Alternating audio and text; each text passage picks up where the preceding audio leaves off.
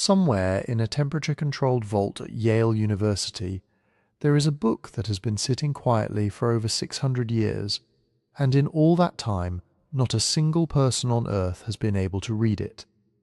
Not medieval scholars, not Renaissance cryptographers, not the codebreakers who cracked Nazi Enigma transmissions during the Second World War, not modern linguists armed with computational tools that can analyze millions of patterns in seconds. The book just sits there holding whatever it holds, refusing to give it up. That's not a metaphor. That's the actual situation we're in with the Voynich Manuscript. And the reason it keeps drawing researchers back, the reason it still generates serious academic papers and not just YouTube rabbit holes, is that it doesn't behave the way a fake should behave. It doesn't behave the way a simple cipher should behave either. It behaves like something we don't have a category for yet. And that is a genuinely strange place for a physical object to put us. Before we go anywhere, I want to be honest with you about something. This is not a video where everything gets explained by the end. If you're looking for the reveal, the cracked code, the triumphant moment where the mystery dissolves, this isn't that. Because that moment hasn't happened. What we can do is look carefully at what is actually known, what the physical evidence tells us, what 6 centuries of intelligent people have tried and failed to do, and why this particular mystery keeps resisting everyone who approaches it. That's a different kind of satisfying, but it's real. Here's the core problem that makes the Voynich Manuscript so difficult to walk away from. The text inside it is consistent, it has structure, it has patterns that look like grammar. Certain symbols appear frequently, others rarely in distributions that match how natural languages behave. There are what appear to be word boundaries. There are repeating sequences that look like they could be verb conjugations or noun endings. Statistical analysis of the text produces results that, on paper, look like a real language being used by someone who knew what they were doing. And yet, after every serious attempt to extract meaning from it, the content remains completely opaque. That combination, consistent structure with zero confirmed translation, is what makes this a genuine scholarly mystery rather than just an unsolved puzzle. It's not that we haven't tried hard enough, it's that the harder people try, the stranger the results get. So what we're going to do together is slow down and actually look at this thing. Not jump straight to theories, not race toward conclusions, but start with what we can physically verify and work outward from there. The manuscript has been radiocarbon dated. That places the vellum it's written on in the early 15th century, most likely somewhere between 1404 and 1438. The ink, the quire structure, the binding, the pigments used in the illustrations, all of that has been examined by conservators and historians. There are things we know, there are things we can reasonably infer. And then there is everything else, which is where the theories live, some of them fascinating, some of them almost certainly wrong, and a few that remain genuinely plausible even now. The manuscript is divided into sections, plants that don't match any known species, astronomical diagrams that don't quite line up with any known system, pages filled with small human figures bathing in interconnected pools and channels, lists that might be recipes or labels or something else entirely. Each section will tell us something different, and each section will also leave us with new questions. That's the rhythm of this investigation. Every answer opens into a longer corridor. If you're listening to this at 2 in the morning with your eyes half closed, that's genuinely fine. That's actually kind of the right way to approach a mystery this old and this patient. Let me know in the comments where you're listening from and what time it is there. Seriously, I read those. There's something about knowing that someone in Stockholm is hearing this at 3 a.m. while someone in Melbourne is on their lunch break that makes the whole thing feel appropriately strange, which matches the subject matter perfectly. And if you prefer your listening completely free of interruption, no ads, no background music, just the voice and the material, you can follow along on Spotify. The link is in the description. That's where this sounds the way it was meant to. Now back to the book.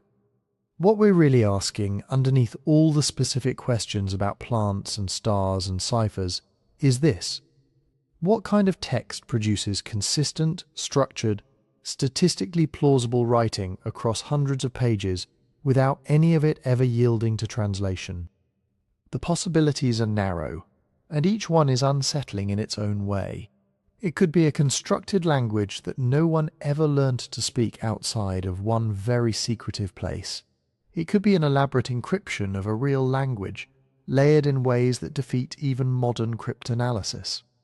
It could be a sophisticated hoax, built by someone who understood enough about how language looks to fake the appearance of meaning without ever including any. Or it could be something else, a category we haven't fully imagined yet, which is the kind of sentence that usually sounds like an excuse, but in this case is actually a live possibility. 600 years of silence from a book is remarkable. The fact that the silence has held through the age of computing, through the development of statistical linguistics, through every tool we've built for cracking codes and pattern-matching text, makes it something more than remarkable. It makes it genuinely worth sitting with, so that's what we're going to do. Take it section by section, layer by layer, with the patience the thing seems to demand. Let's start with what it actually is. The manuscript is held at the Voynich Rare Book and Manuscript Library at Yale University, which is worth pausing on for a moment. The Voynich is not a general archive. It's a specialized facility designed specifically for rare and fragile materials, with climate control, restricted handling protocols, and the kind of institutional oversight that tends to surround objects of significant historical or cultural weight. The fact that the Voynich Manuscript lives there tells you something before you've looked at a single page.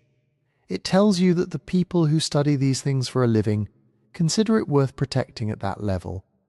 You can view high-resolution scans of the entire manuscript online for free, which Yale has made available through their digital collections. But the physical object itself is not something most people will ever handle, and that distinction matters when we start talking about what the material tests can and can't tell us. So, what is it, physically? It's a book made of vellum, which is prepared animal skin, most likely calf. Not paper. Vellum was the standard writing material for serious documents in medieval Europe, and it's also why the manuscript survived in the condition it has. Vellum is durable in ways that paper simply isn't. Pages are organized into gatherings called quires, which are the folded bundles of leaves that get sewn together to form a book. Some quires appear to be missing. The current page count runs to around 240 pages, but the numbering suggests there were once more, and wherever those pages went, they took whatever was on them with them. The binding is not original. What the manuscript was bound in during its earliest life, and how many times it has been rebound since, is not fully established. The current binding is later, which means the quire structure and the physical sequencing of the pages are things scholars have had to reason about partly through content, rather than being able to rely on a binding that was there from the beginning. That's a constraint worth keeping in mind. Radiocarbon dating was carried out in 2009 by the University of Arizona, and those results are the closest thing we have to a firm anchor in time. The vellum itself dated to a range of roughly 1404 to 1438, with the highest probability cluster pointing toward the early decades of the 15th century. This is important, and also limited in specific ways. What was dated was the vellum, the animal skin, not the ink on top of it. It's theoretically possible to write on old vellum, though doing so convincingly across 240 pages of highly consistent text would be an extraordinary effort, and most researchers treat the dating as a reliable indicator of when the manuscript was actually created. But it's worth being precise about what the test measured, because that precision is part of how we avoid overclaiming. The vellum is early 1400s. The writing on it is very probably from around the same period. Those are slightly different statements, and the difference matters when someone asks how confident we are. The ink has been analysed as well. X-ray fluorescence studies found it consistent with iron gall ink, which was the standard ink of medieval European scribes. The pigments used in the illustrations have also been examined, and they are consistent with materials available in 15th century Europe. None of the material tests have produced results that contradict the radiocarbon dating, and none have uncovered anything that would be anomalous for a genuine medieval manuscript. What the tests have not done is tell us who made it, where exactly in Europe it was made, or in what language. The materials are authentic to a time and a broad region. They don't narrow it further than that. When you look at the pages themselves, one of the things that strikes researchers immediately is the consistency of the scribal hand. The text runs in lines with fairly regular spacing. The baseline is steady. The symbol forms are executed with what looks like practiced fluency, not the hesitation you'd expect from someone laboriously copying an invented system one character at a time. Some researchers believe they can identify more than one hand in the manuscript, suggesting multiple scribes. But even if that's true, the overall visual coherence of the text is striking. It doesn't look like someone was making it up as they went. It looks like someone who knew what they were writing. The illustrations complicate and enrich this picture considerably. Large sections of the manuscript contain full-page or multi-page fold-out images. There are fold-out astronomical diagrams. There are botanical illustrations, one plant per page in most cases, drawn with what looks like genuine observational intent, even though the plants themselves don't cleanly match any known species. There are pages showing small human figures in pools and channels, connected by what might be plumbing or might be something more symbolic.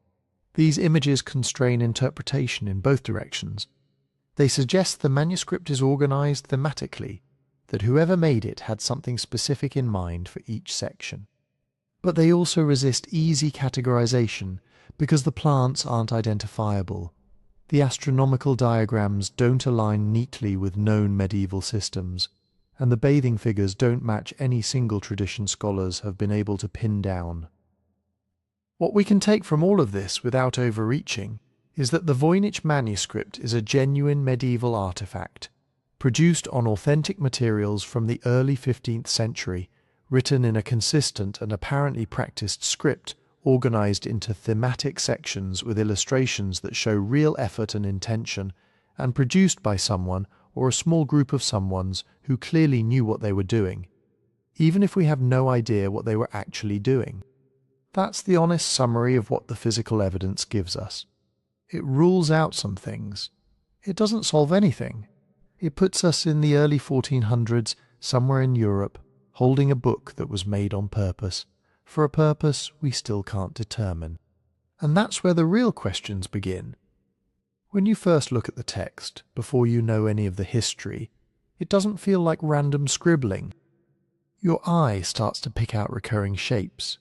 There are tall, looped characters, squat ones that hug the line, glyphs that look a bit like numbers, others that resemble fragments of Latin cursive. Certain clusters keep coming back again and again, in different places, on different pages, in different sections. Your brain, which is extremely good at pattern detection whether you want it to be or not, starts whispering, "This is writing." And in some important ways it behaves like writing. The symbols that researchers call glyphs are not just scattered arbitrarily. They appear in sequences that have clear internal structure. Some glyphs mostly show up at the beginnings of these sequences, some in the middle, some overwhelmingly at the end. If you think of the sequences as words, then certain glyphs seem to play the role of common prefixes or suffixes.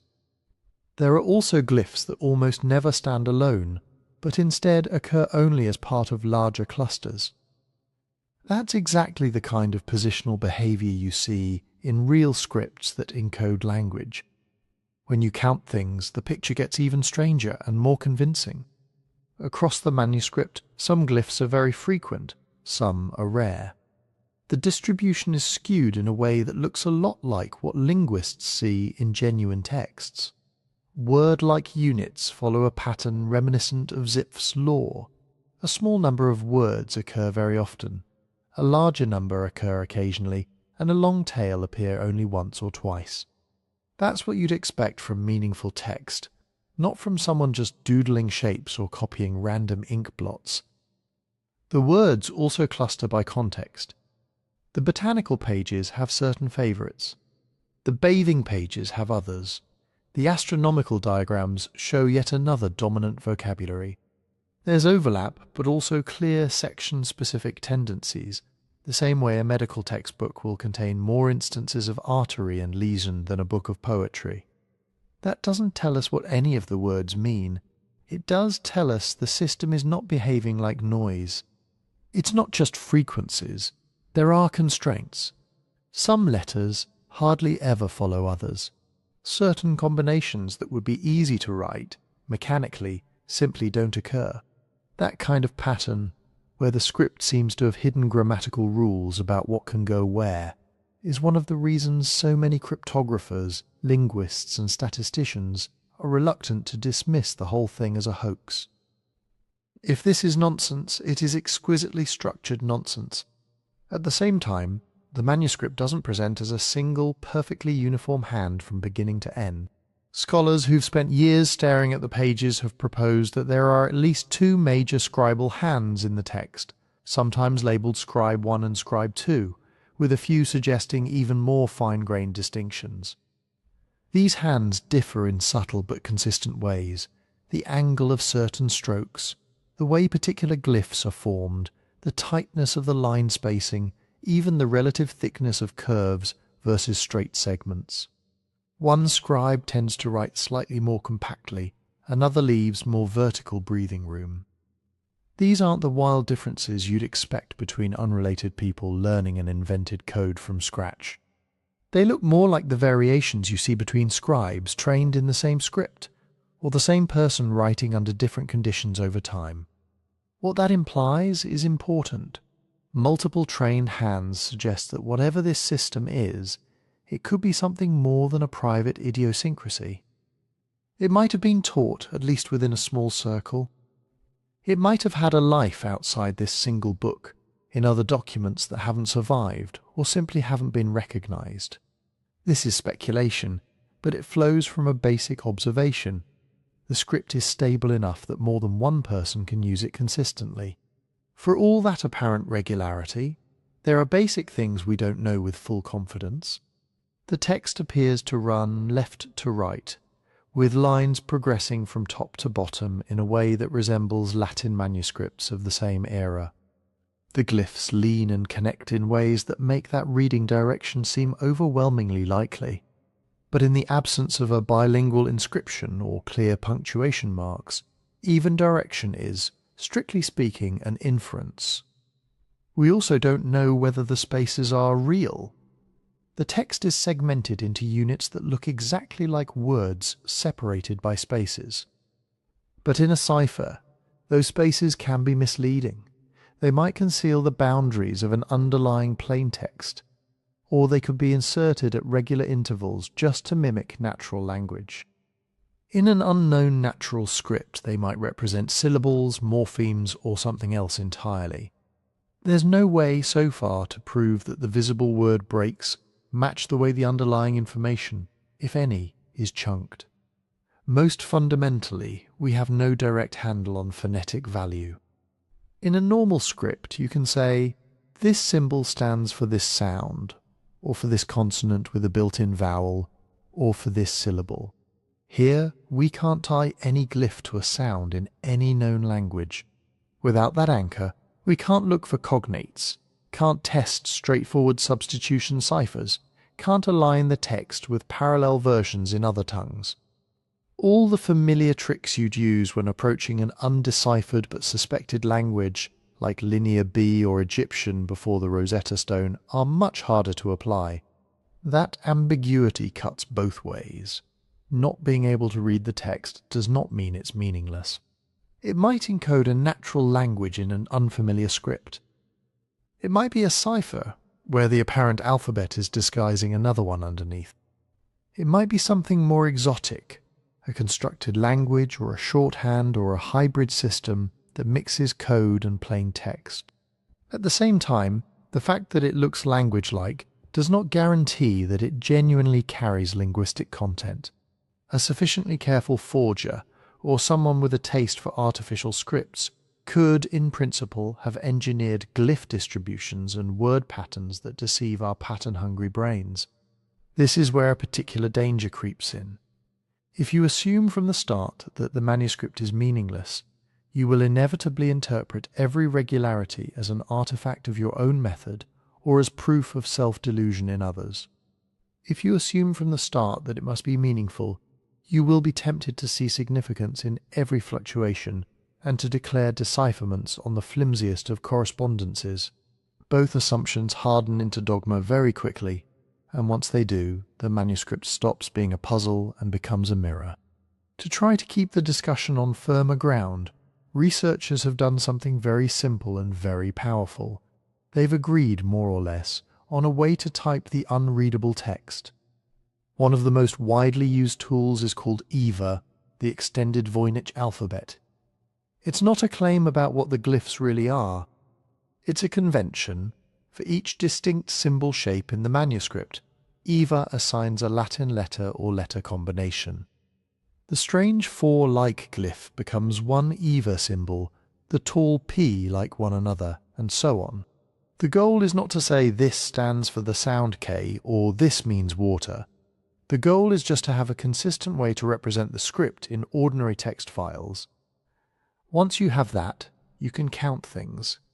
You can run frequency analyses, search for recurring sequences, compare the vocabulary of one section to another, and share your results with other researchers who will be looking at exactly the same underlying strings.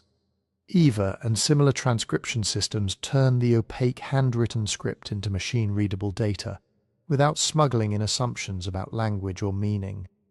They let cryptographers test cipher hypotheses, let linguists probe for statistical signatures of natural language, and let skeptics check whether an apparent pattern is robust or just an illusion. In other words, even without knowing what any of it says, or if it says anything at all, we can still study how it behaves. And once you start doing that across the different sections of the manuscript, the mystery deepens again, because the text isn't the only thing that changes from one cluster of pages to another. The imagery shifts too, from plants to stars to human bodies in water. The next question becomes whether those shifting pictures and the shifting word patterns are telling the same hidden story, or two entirely different ones. If you flip back to the beginning of the manuscript before the stars and the baths and the dense blocks of labels, something else dominates.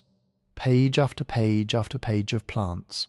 By rough count, nearly half the surviving folios are taken up with what looks at first glance like a huge illustrated herbal. Each page typically shows one large plant, drawn in colour, with a block of text wrapped around it. Stems curl, leaves branch, roots twist into chunky, almost anatomical masses. Some plants get smaller marginal details, like detached leaves or seeds.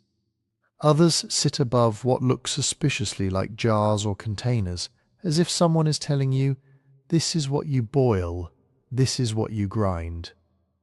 If you didn't know anything else, you might assume you were looking at a typical medieval pharmacological manual. In the 1400s, those were everywhere.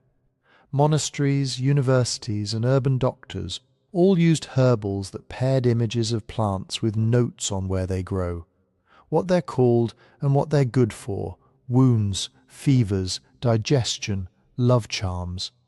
From a distance, the Voynich botanical section fits right into that genre. Up close, it doesn't. The first thing that bothers botanists is simple. Most of these plants are not identifiable with any confidence. That's not because they're badly drawn. On the contrary, the illustrator is oddly consistent. Leaves of the same species are drawn with similar veins and margins. Root textures repeat. There's an internal logic. But when you try to map them onto real-world flora, the details drift.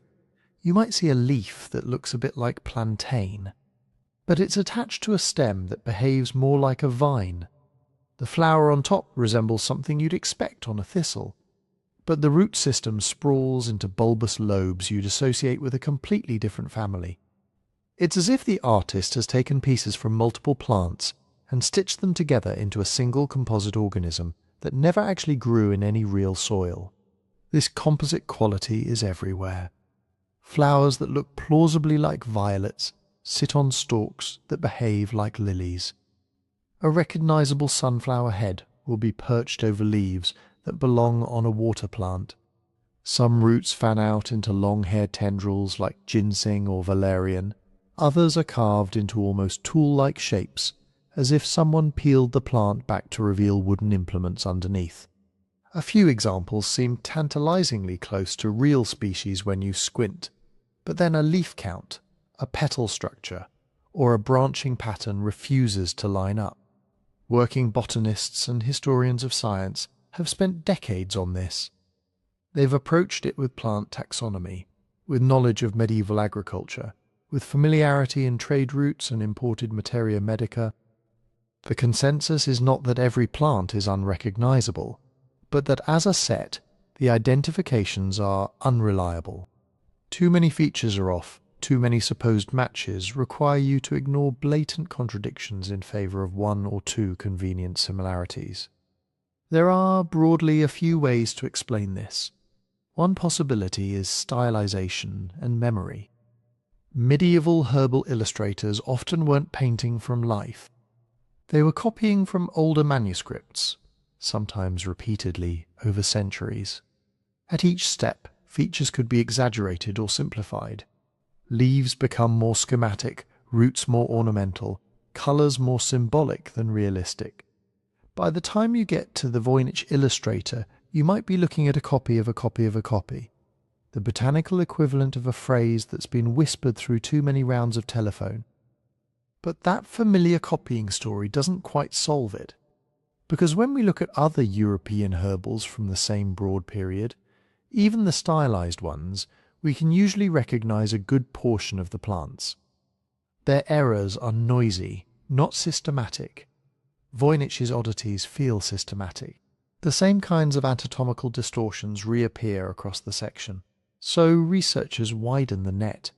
Maybe these are not European plants at all, but a flora from somewhere else. The Eastern Mediterranean, Central Asia, even the Americas, if you're willing to push the dating and authorship in controversial directions. In that view, the composite features might be the result of someone trying to depict unfamiliar species using a visual vocabulary built on familiar ones. You see something new, you draw it with the leaves, stems and roots you already know how to picture. Another option is that the plants are symbolic, not attempts at literal portraits, but diagrams of properties. A root drawn like a liver might indicate a liver remedy. Leaves drawn with tear-shaped drops might suggest diuretic uses. Medieval herbals did sometimes lean into this doctrine of signatures mindset, where a plant's appearance hinted at its therapeutic use. If the Voynich botanical section is built on that logic, then what looks like biological distortion could actually be a visual encoding of how the author thought the plant behaved in the body.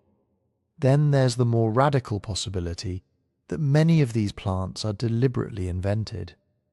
Not in the sense that the artist had no idea what a plant looks like, but in the sense of constructing careful hybrids. You want to write about a preparation that uses 3 real herbs. Combine their leaves, flowers, and roots into one visual emblem. Anyone in the know would recognize which parts corresponded to which ingredients.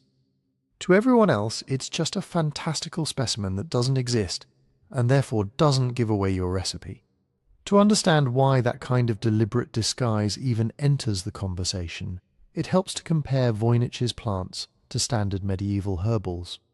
In those, you'll usually see a more or less consistent pattern.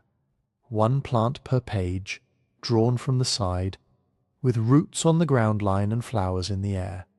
Names are often written above or beside the image in Latin or a vernacular language. The text will describe habitat, harvesting times, and medical uses in fairly predictable prose. Even when the art is awkward, the intention is transparent. Here is the plant, Here is what we call it. Here is what it does. The Voynich botanical pages echo the layout, big central plant, text around it, but break away from the rest. There are no recognizable plant names. The text doesn't fall into obvious headings. Some pages include what look like cutaway views of roots inside jars or pots. Others show roots shaped almost like organs laid out for inspection. The colours are consistent across the section, but they don't map neatly onto realistic pigmentation. Blue-green leaves appear where you'd expect dull green. Roots that should be pale are painted in rich browns, or vice versa. Those pots and carefully rendered roots hint at practical intent. In many medical manuscripts, the most attention goes to the parts you actually harvest. The rhizomes you dry, the bark you strip, the tubers you boil. The Voynich illustrator clearly cared about those too. The underground parts are often more complex and emphasized than the visible stems and flowers, as if the business end of the plant lives beneath the soil. That, in turn, fuels the idea that we're looking at some kind of working manual, concerned with which parts to use and how to process them, even if the exact pharmacology is beyond our reach. At the same time, the persistent weirdness of the plants fuels a more guarded interpretation. If someone wanted to hide knowledge recipes, proprietary remedies, maybe even ritual plants from prying eyes, drawing impossible hybrids would be one way to do it. To your students you teach the key. This leaf shape stands for this herb, this root texture for that one. To anyone else, the page is opaque, a herbal and a cipher at once. That tension runs through almost every discussion of the botanical section. On one side, the regular layout, the focus on roots and plant parts. The sheer labour involved in painting dozens of specimens all suggest a serious practical project, a real manual, even if it's built on ideas and species we no longer recognise. On the other side, the anatomical distortions, the composite features, the lack of clear matches even when experts have tried for decades, give weight to the notion of deliberate obfuscation, or at least a visual language that isn't trying to be straightforwardly realistic. And because we can't read the labels, we're stuck hovering between those possibilities. The plants won't settle into being simply wrong or simply encoded. They just sit there, page after page, insisting that the book is about something tangible, roots, leaves, preparations, even as they refuse to line up neatly with any landscape we know. When you turn from them to the next cluster of pages, the stars and circles waiting in the astronomical section, that same question comes along. Is this the world faithfully recorded, or the world through a very strange, very private lens? When you turn that page, the roots and stems drop away and something else takes over. Circles, wheels, chains of stars marching around the edges like beads on a string.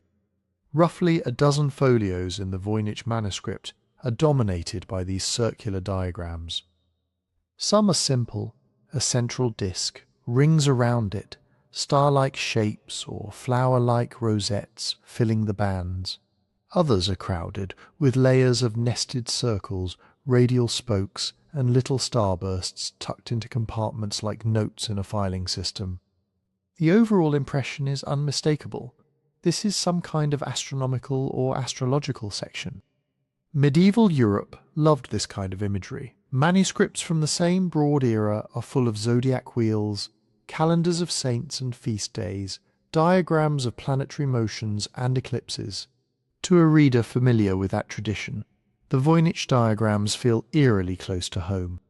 But as with the plants, almost nothing lines up cleanly once you lean in. Several pages show sequences that look very much like a zodiac series. There are figures that resemble rams, bulls, maybe a pair of fish, maybe a crab. Around them, rings of small text labels, as if each little star or segment is being named. In many medieval medical manuscripts you would expect exactly this.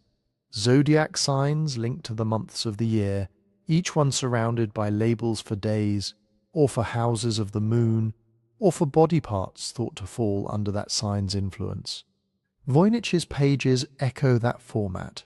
A central emblem, then concentric rings packed with writing in the unknown script. Some of the labels repeat in patterns that feel a lot like month names or day counts. Short, regular words, turning up again and again at roughly even intervals, especially around what appear to be zodiac symbols. That regularity is one of the reasons many researchers think the book is not meaningless. A hoaxer drawing random gibberish wouldn't easily produce the kind of structured repetition that looks like Aries, April, May, even if we can't actually map the Voynich words to those concepts. At the same time, the specifics resist being pinned down. The creatures in the centre of these wheels almost match standard zodiac iconography, but they're often off just enough to inject doubt. A ram that doesn't quite ram, a scorpion that might simply be some other many-legged thing, a pair of human figures that could be Gemini but might just be two people drawn together. The colour palette is similar to European astrological manuscripts, greens, reds, yellows, but that's not much help. Those were the pigments most people had. And then there are the stars. Many pages in this section, and in adjacent ones, are sprinkled with small star-like shapes, usually with 8 or more points, often with a tiny coloured dot at the centre. Sometimes each star carries a little label. Sometimes they cluster around the edges of circular frames, as if each one marks a specific day, or a degree of the sky, or a station of some invisible journey. In other medieval works, this kind of layout is fairly well understood.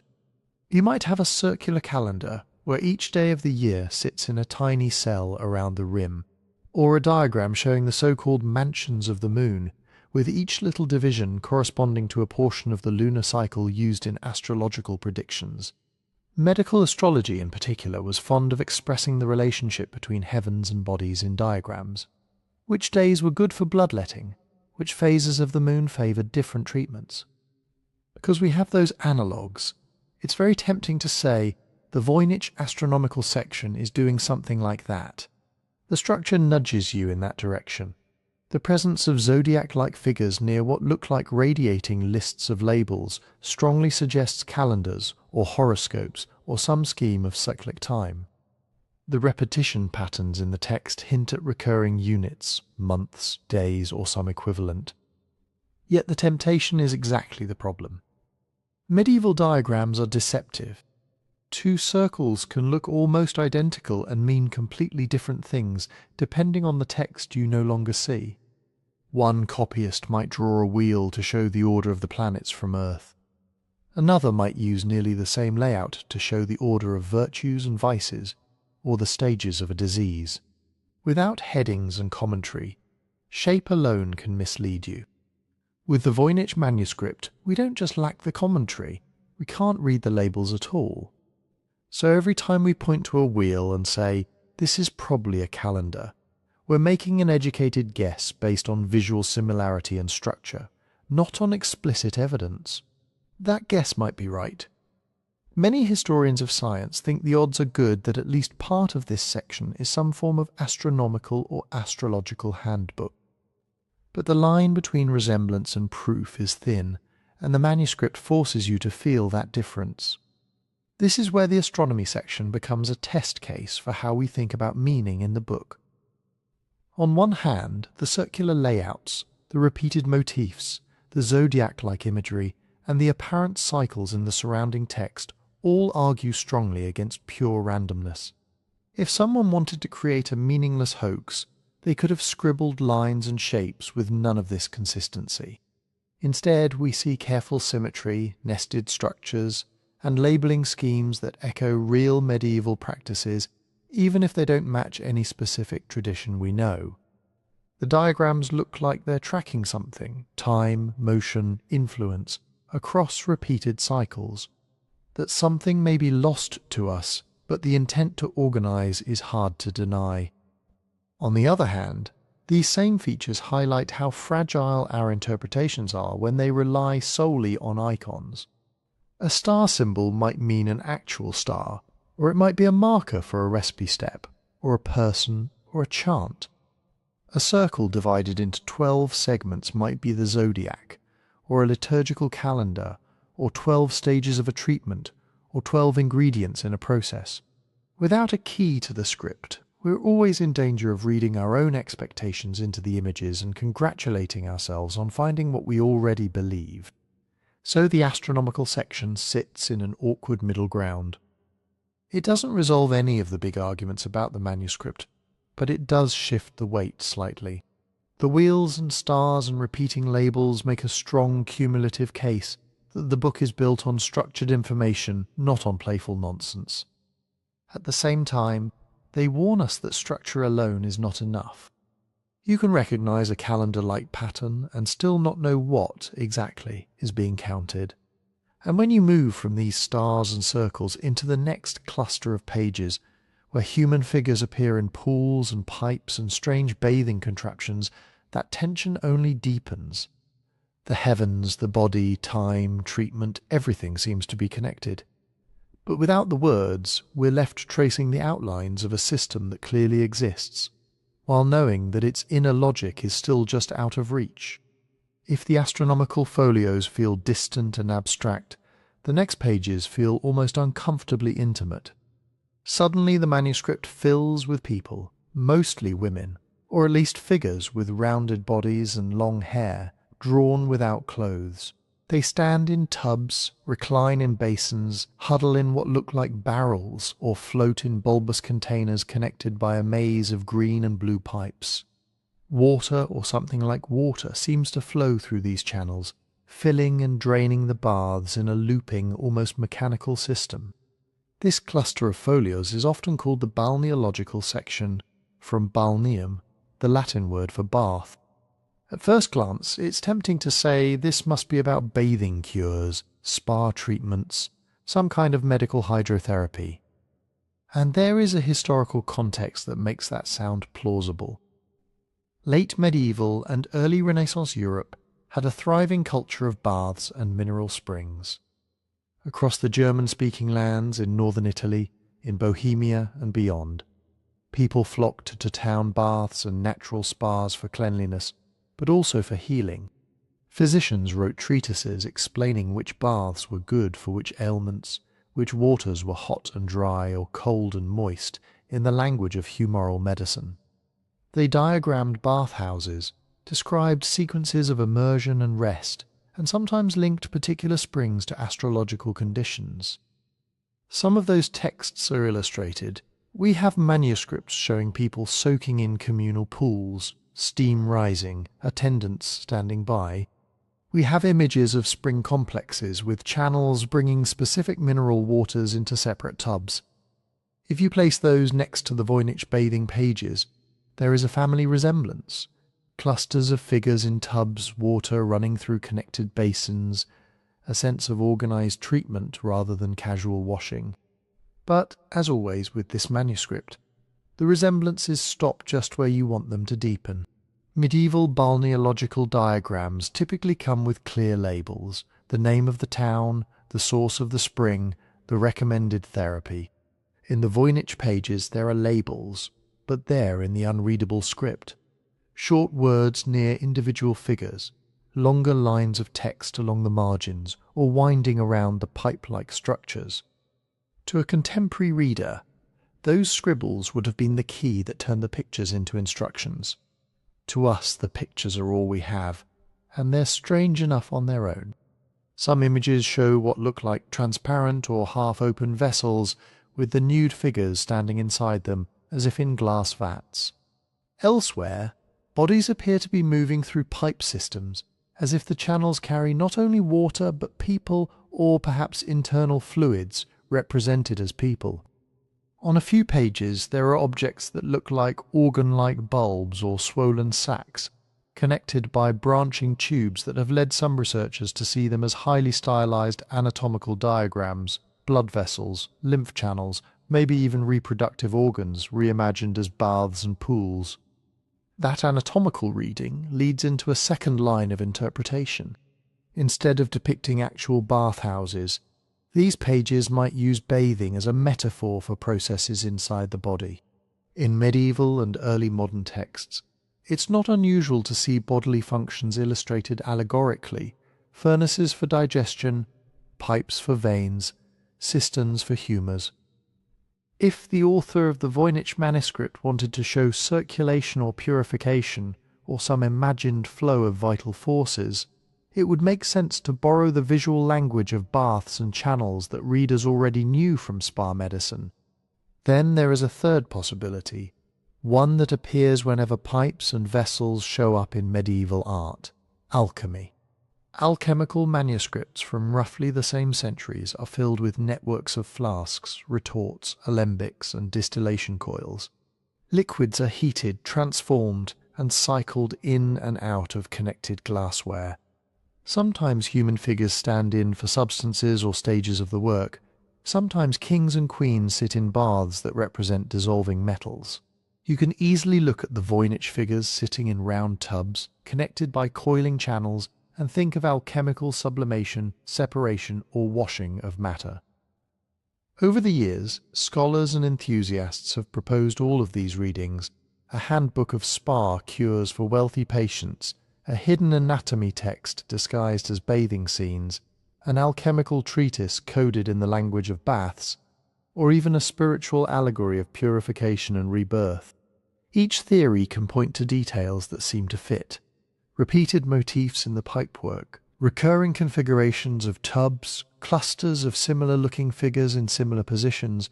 It all suggests that these pages aren't random doodles, they're systematic, even if we can't say what's being systematized. But the same problem that haunted the astronomical diagrams returns here in an even sharper form. The imagery repeats, yet the captions remain unreadable. We can see that particular tub and pipe arrangements recur across different folios, often with small variations. We can see that some figures are labelled and others are not, and that the labels around one configuration are very similar to those around another. That patterning implies technical content, perhaps a standard treatment repeated with slight modifications, or a single process applied to different substances, or the same organ depicted in several states. What we can't see is the semantic layer. Is this page telling someone, for this illness, bathe in such and such water under this star? Is it explaining, this channel draws off phlegm, this one returns blood to the liver? Is it instructing an alchemist, wash the material 3 times in this solution until it becomes green? The structure hints at all of these, but commits to none. And that ambiguity matters, because it affects how we imagine the intended audience. If this is a balneological handbook, perhaps the book was aimed at a physician working in or around a spa town, or at an educated layperson wealthy enough to travel for cures. If it's a metaphorical anatomy, maybe it was for teaching students of medicine, or even midwives, using familiar spa imagery to learn about the invisible interior. If it is alchemical, the audience shrinks again, a small circle of practitioners comfortable with veiled diagrams and encoded instructions. The level of abstraction in the drawings complicates the picture. These aren't straightforward depictions of a specific, identifiable bathhouse you could match to a real town. Nor are they clearly located in a particular social setting.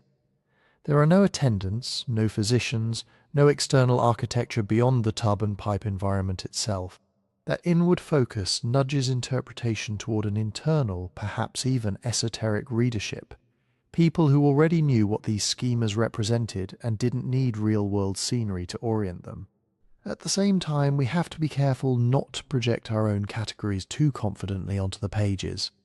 The figures are mostly nude, but there's no explicit erotic charge.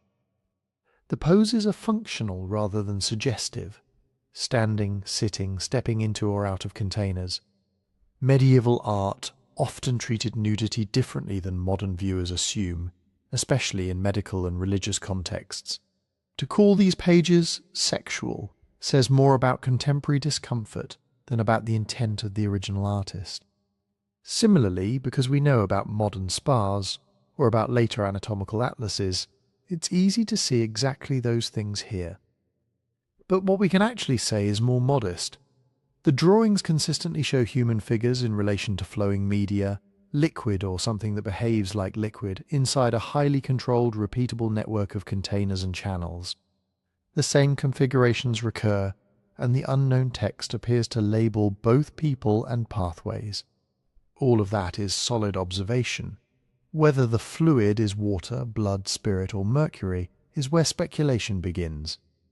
So the balneological pages deepen the sense that the Voynich Manuscript is about processes, things that flow, change and cycle, whether in the sky, in the body, or in matter itself.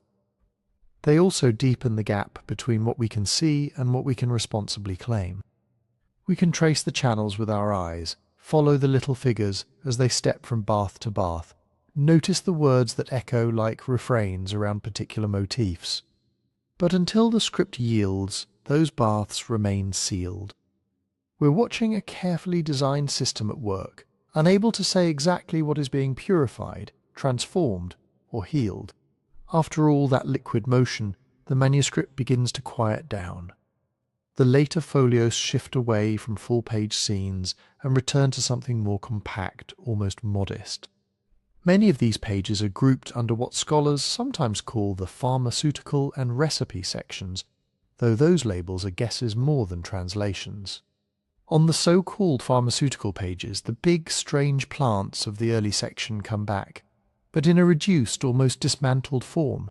Instead of a single towering specimen per page, you get clusters of smaller botanical fragments. A root here, a leaf there, a flower or seed head neatly isolated from its stem. They're arranged along the margins and between columns of text, almost like ingredients laid out on a workbench. Beside them, or beneath them, stand rows of jars.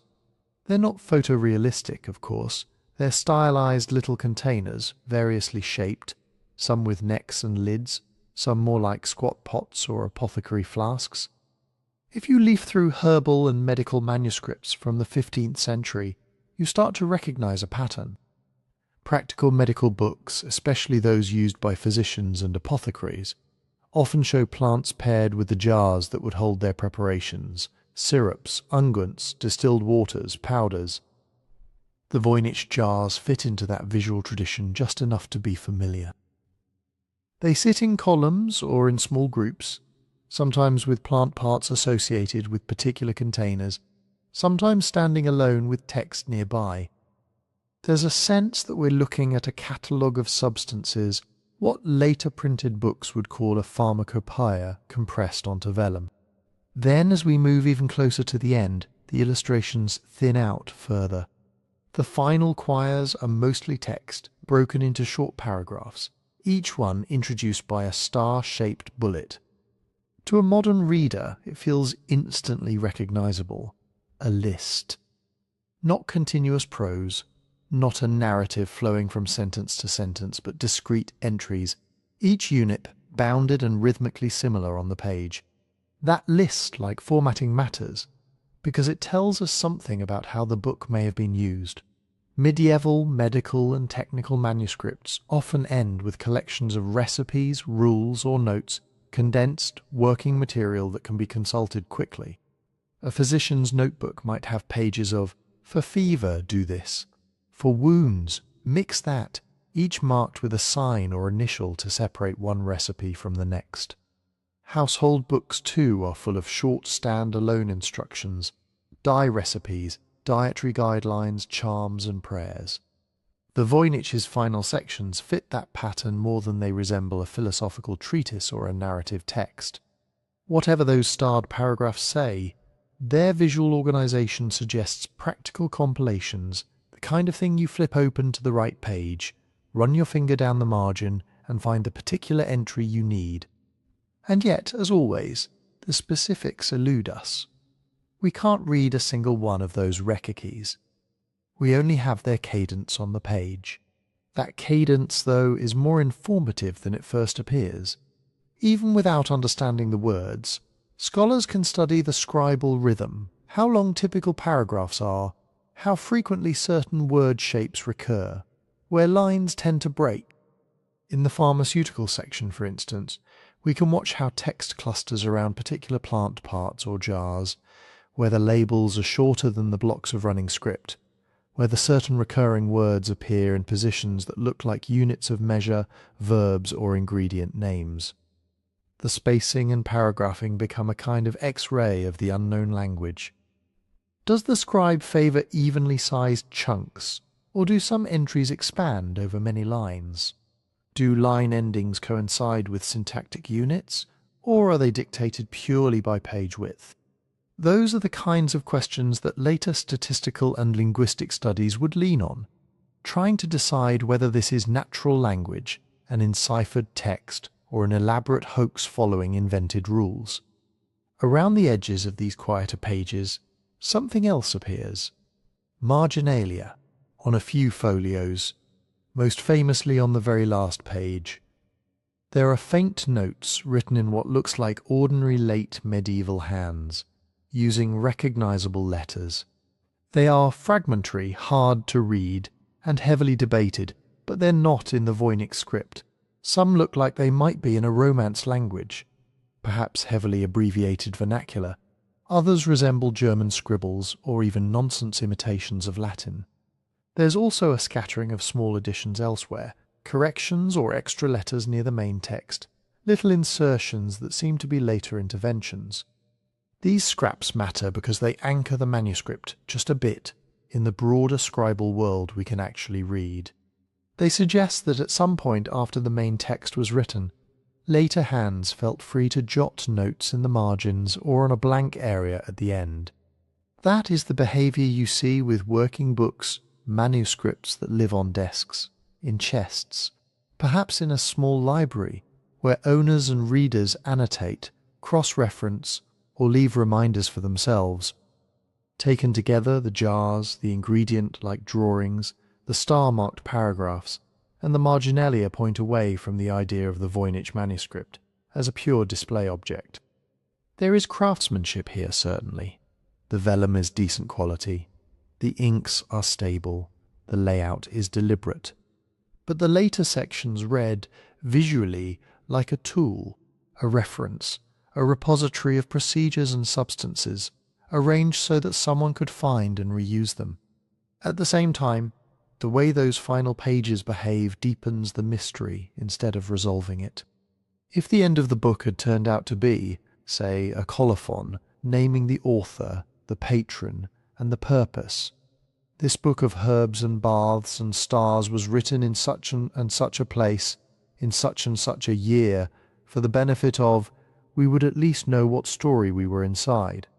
Instead, we have a closing section that looks exactly like the practical back matter of a medical or technical compendium, but in a script no one can read, for substances we can't securely identify, ending with marginal notes that seem to gesture toward familiarity and then dissolve under scrutiny. The structure says recipe book. The aesthetics say carefully planned compendium. The physical wear patterns and the palimpsest of later scribbles hint that someone at least treated it as a usable volume rather than a showpiece locked away. Yet the content remains sealed. These last quiet pages don't finally speak, they just change the register of the silence. After plants, stars, baths and flowing pipes, the manuscript closes with lists and fragments, as if to remind us that whatever knowledge it once held was not a single grand secret, but 100 small practical ones, each neatly starred, each patiently copied, each now just beyond our reach. If the manuscript itself refuses to give us a tidy ending, the historical record does much the same. For a physical object that still exists bound between covers in a modern library, the Voynich manuscript leaves a surprisingly faint trail through time. We can touch it, test it, photograph every page in high resolution, but if you try to follow it backward through the centuries, the line of evidence thins to almost nothing. Start with what can be dated without argument. When researchers at the University of Arizona radiocarbon dated tiny samples of the vellum in 2009, the results clustered tightly in the early 15th century, most likely between about 1404 and 1438. That doesn't tell us when the text and images were put down, Someone could, in theory, write on old parchment, but it gives us a solid "not earlier than" for the creation of the book as a physical object. We are, at the very latest, in the early 1400s. From there you might expect a normal manuscript life, a colophon naming the scribe, a monastery library mark, a mention in some dusty inventory. Instead, we get silence. For perhaps 200 years, maybe more, the book moves through European history like a ghost.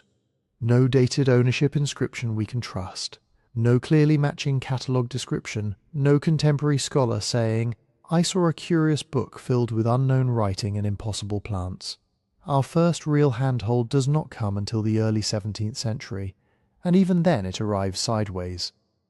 In 1639, an erudite Prague physician named Johannes Marcus Marci sat down to write a long letter to an older colleague and friend, the Jesuit polymath Athanasius Kircher in Rome.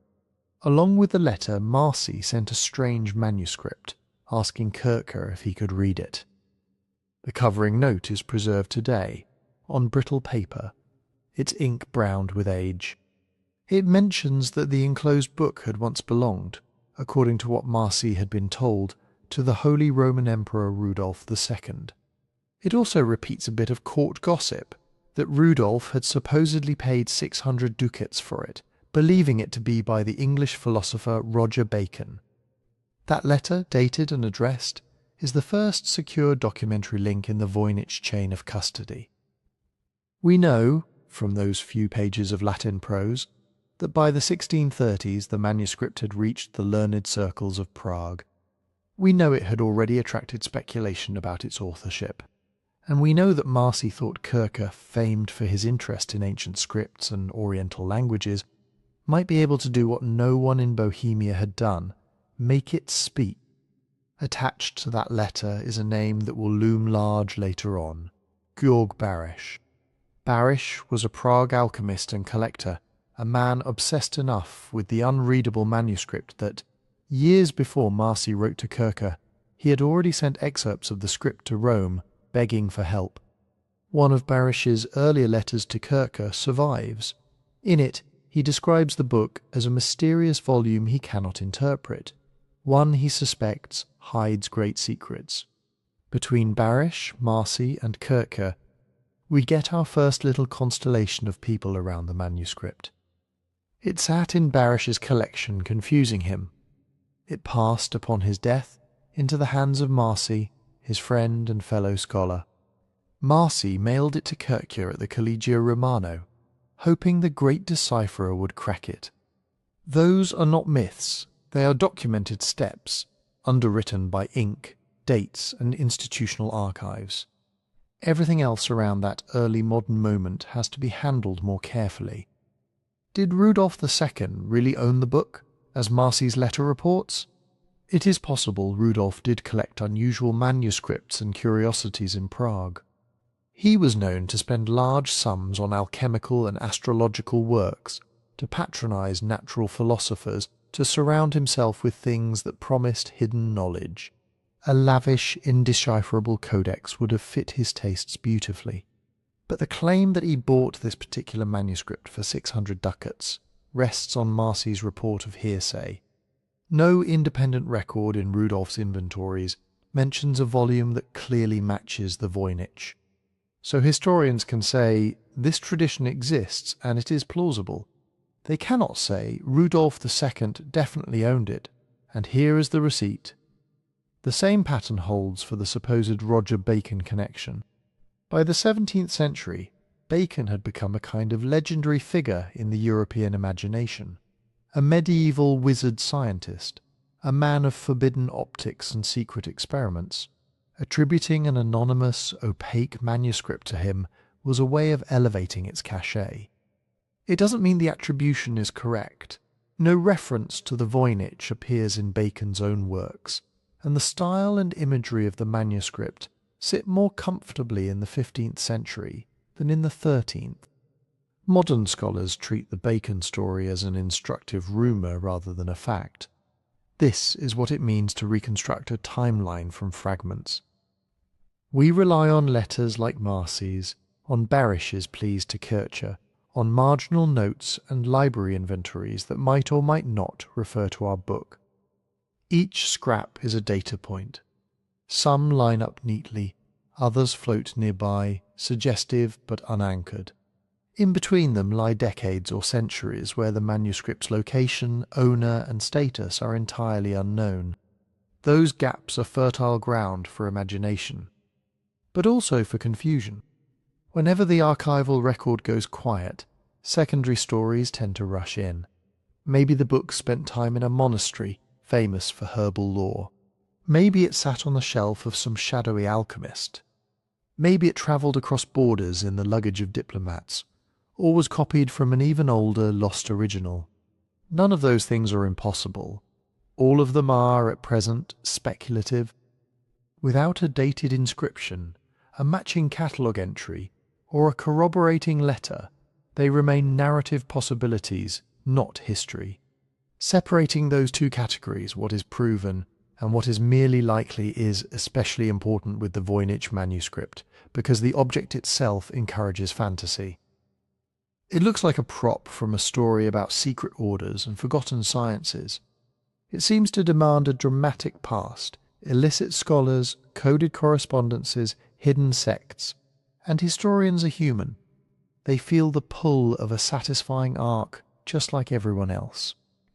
But when your subject has already attracted more than a century of wild claims, there is a real value in moving slowly, evidence first, instead of asking, what's the most exciting origin story we can tell?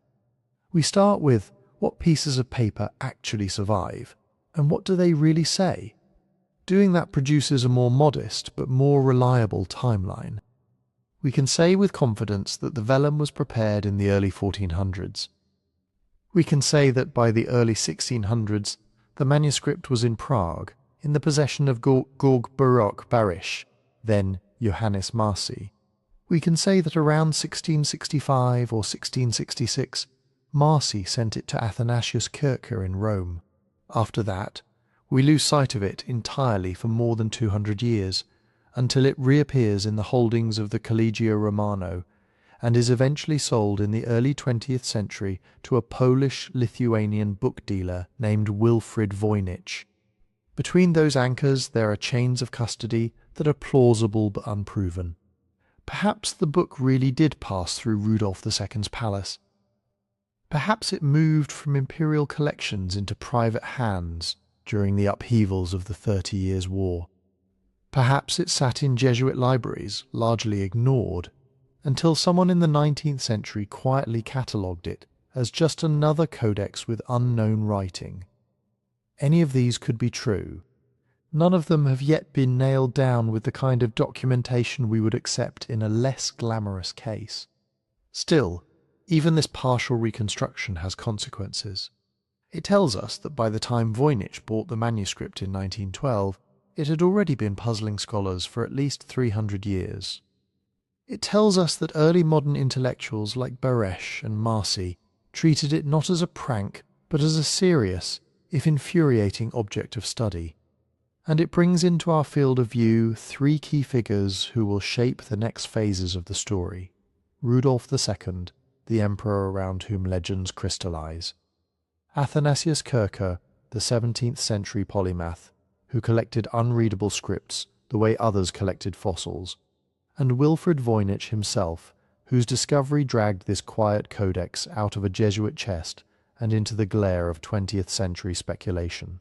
In the next turns of the narrative, those personalities step out of the archival footnotes and onto the main stage. The manuscript does not speak, but emperors, Jesuits, and booksellers do. And the way they talk about it will shape how generations after them imagine what this stubborn little book might be. To understand why Rudolf II's name clings so stubbornly to the Voynich Manuscript, you have to picture the world he built around himself in Prague. Rudolf became Holy Roman Emperor in the late 16th century, and instead of ruling from Vienna, as his predecessors had done, he drew power inward and upward to Prague Castle. Over the decades, he turned it into something between a court, a laboratory, and a cabinet of curiosities. He collected paintings and mechanical automata, astronomical instruments and stuffed animals, alchemical glassware and strange stones. He invited mathematicians, astrologers, natural philosophers, and outright occultists to live and work under his protection. This was the court of Tycho Brahe, the Danish astronomer whose careful star measurements would later underpin Kepler's laws of planetary motion. It was the court of Johannes Kepler himself, hired originally as an imperial mathematician and horoscope caster. It was also the court where alchemists promised gold and elixirs of life in smoky laboratories, where physicians tried to reconcile Galenic medicine with new chemical remedies, where astrology was not a parlour game, but a tool of statecraft.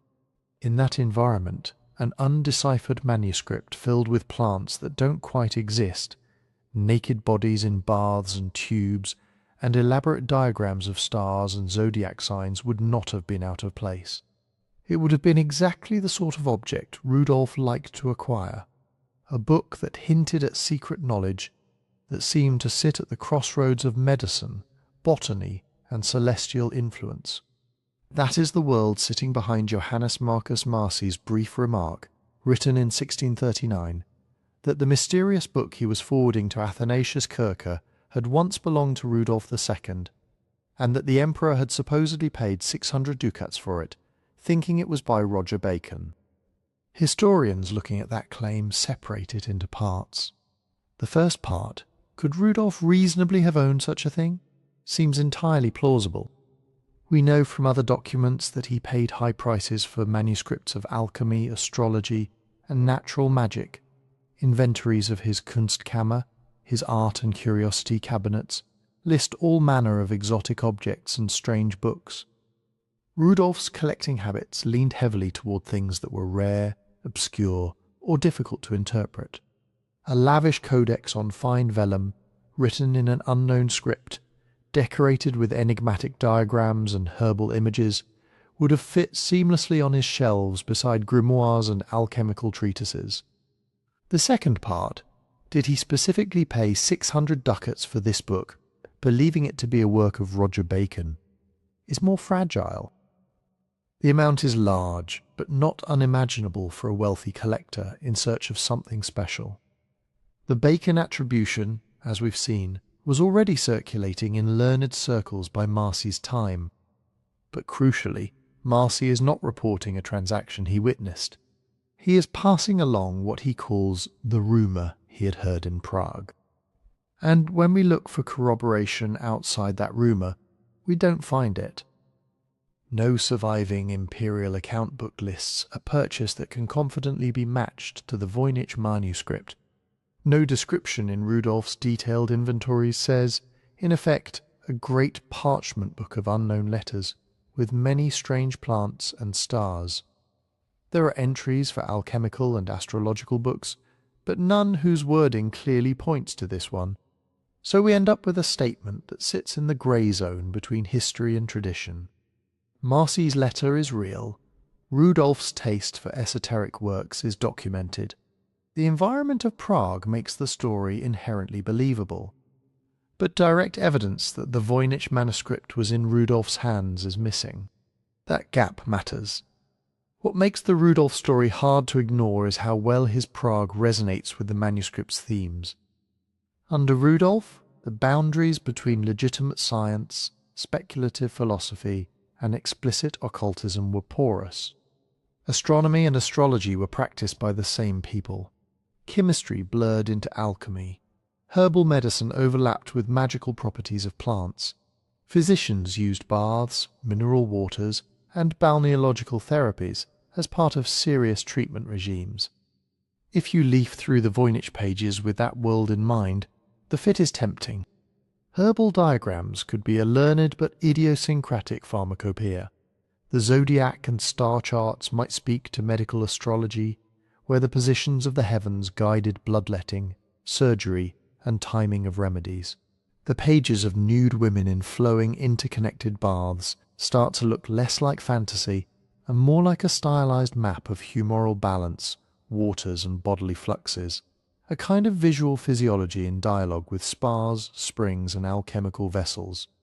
That resonance makes it easy to imagine the codex sitting on a table in some dim room of Prague castle, surrounded by brass astrolabes and distillation apparatus. But resonance is not proof. It's pattern recognition reinforced by the fact that we know Rudolf's court really did host men who thought and worked along these lines. When we ask what hard evidence we have for linking the Voynich to Rudolf II, the answer is still one remark in Marcy's letter, written decades after Rudolf's death, plus the more general knowledge that by the 1630s the book was in Prague in the hands of men who moved in learned circles shaped by his legacy. Everything beyond that, how it would have entered Rudolf's collection, who brought it to him, whether it left the court during his lifetime or later, is inference. This is where another danger creeps in. Once a mysterious object gets tied, even loosely, to a famous collector, that association starts to bend the questions we ask. If you assume Rudolf owned the manuscript, you are more likely to assume it must be spectacular in exactly the way his other treasures were. You begin looking for imperial-scale secrets, a lost universal cipher, a masterwork of some legendary sage. The story of the owner inflates the imagined importance of the thing. With the Voynich Manuscript, that inflation has been powerful. Rudolf II's unreadable book sounds much grander than a strange 15th century codex that turned up in 17th century Prague. It suggests an imperial commissioning, a network of occult advisors, deliberate secrecy at the highest levels. All of those scenarios are possible, none are demonstrated. Yet they seep into popular writing, exhibitions, documentaries, until the Rudolf connection feels more solid than the single footnote on which it rests. At the same time, it's difficult to entirely set Rudolf aside. His court really did create a gravitational centre for the exact kinds of practices the Voynich seems to gesture toward. His patronage helped shape Prague into a magnet for astrologers, alchemists, and heterodox thinkers. The manuscript's earliest known circle of owners, Baresch, Marcy, their colleagues, lived in the long shadow of that court, in a city whose intellectual life had been tuned, for a generation, to the frequencies of hidden knowledge and encoded nature. So the Rudolf story persists, half anchored in documentation, half in the patterns our minds like to see. It remains a legend that historians keep at arm's length, labelled plausible but unproven, even as it continues to dominate how the broader public imagines the manuscript's early history. In that, it is a perfect microcosm of the Voynich problem itself. A small, solid core of evidence wrapped in layers of interpretation, rumour and desire for a satisfying narrative. As the manuscript leaves Prague behind and disappears into Jesuit collections, that dynamic will only intensify. The book itself stays the same. The stories around it keep changing. By the time the manuscript steps out of Rudolf's long shadow, Europe has changed completely. The 30 Years' War has broken over Bohemia and rolled back and forth across Central Europe, leaving famine, disease, and political realignment in its wake. Confessional boundaries harden. Institutions that had seemed permanent crumble or are absorbed. Libraries are broken up, looted, or quietly transferred to safer hands. Somewhere in this slow chaos, the Voynich Manuscript moves from the desks of Prague, physicians and natural philosophers, into the orbit of the Society of Jesus. We can see only a few points along that path. When Georg Baresch dies, the book passes to Johannes Marcus Marcy, his friend and fellow physician. Marcy, already elderly and ill, sends it to Athanasius Kircher in Rome, probably in the late 1630s or early 1640s, accompanied by the famous Rudolf letter. Then the trail goes faint. Kircher was a Jesuit and one of the order's best-known polymaths. He wrote about everything from Egyptian hieroglyphs to volcanoes, from magnetism to ancient languages. He also received a constant stream of curiosities and puzzles from correspondents across Europe, who hoped he might unlock them. The Voynich manuscript arrives as one more enigmatic object in that accumulating tide.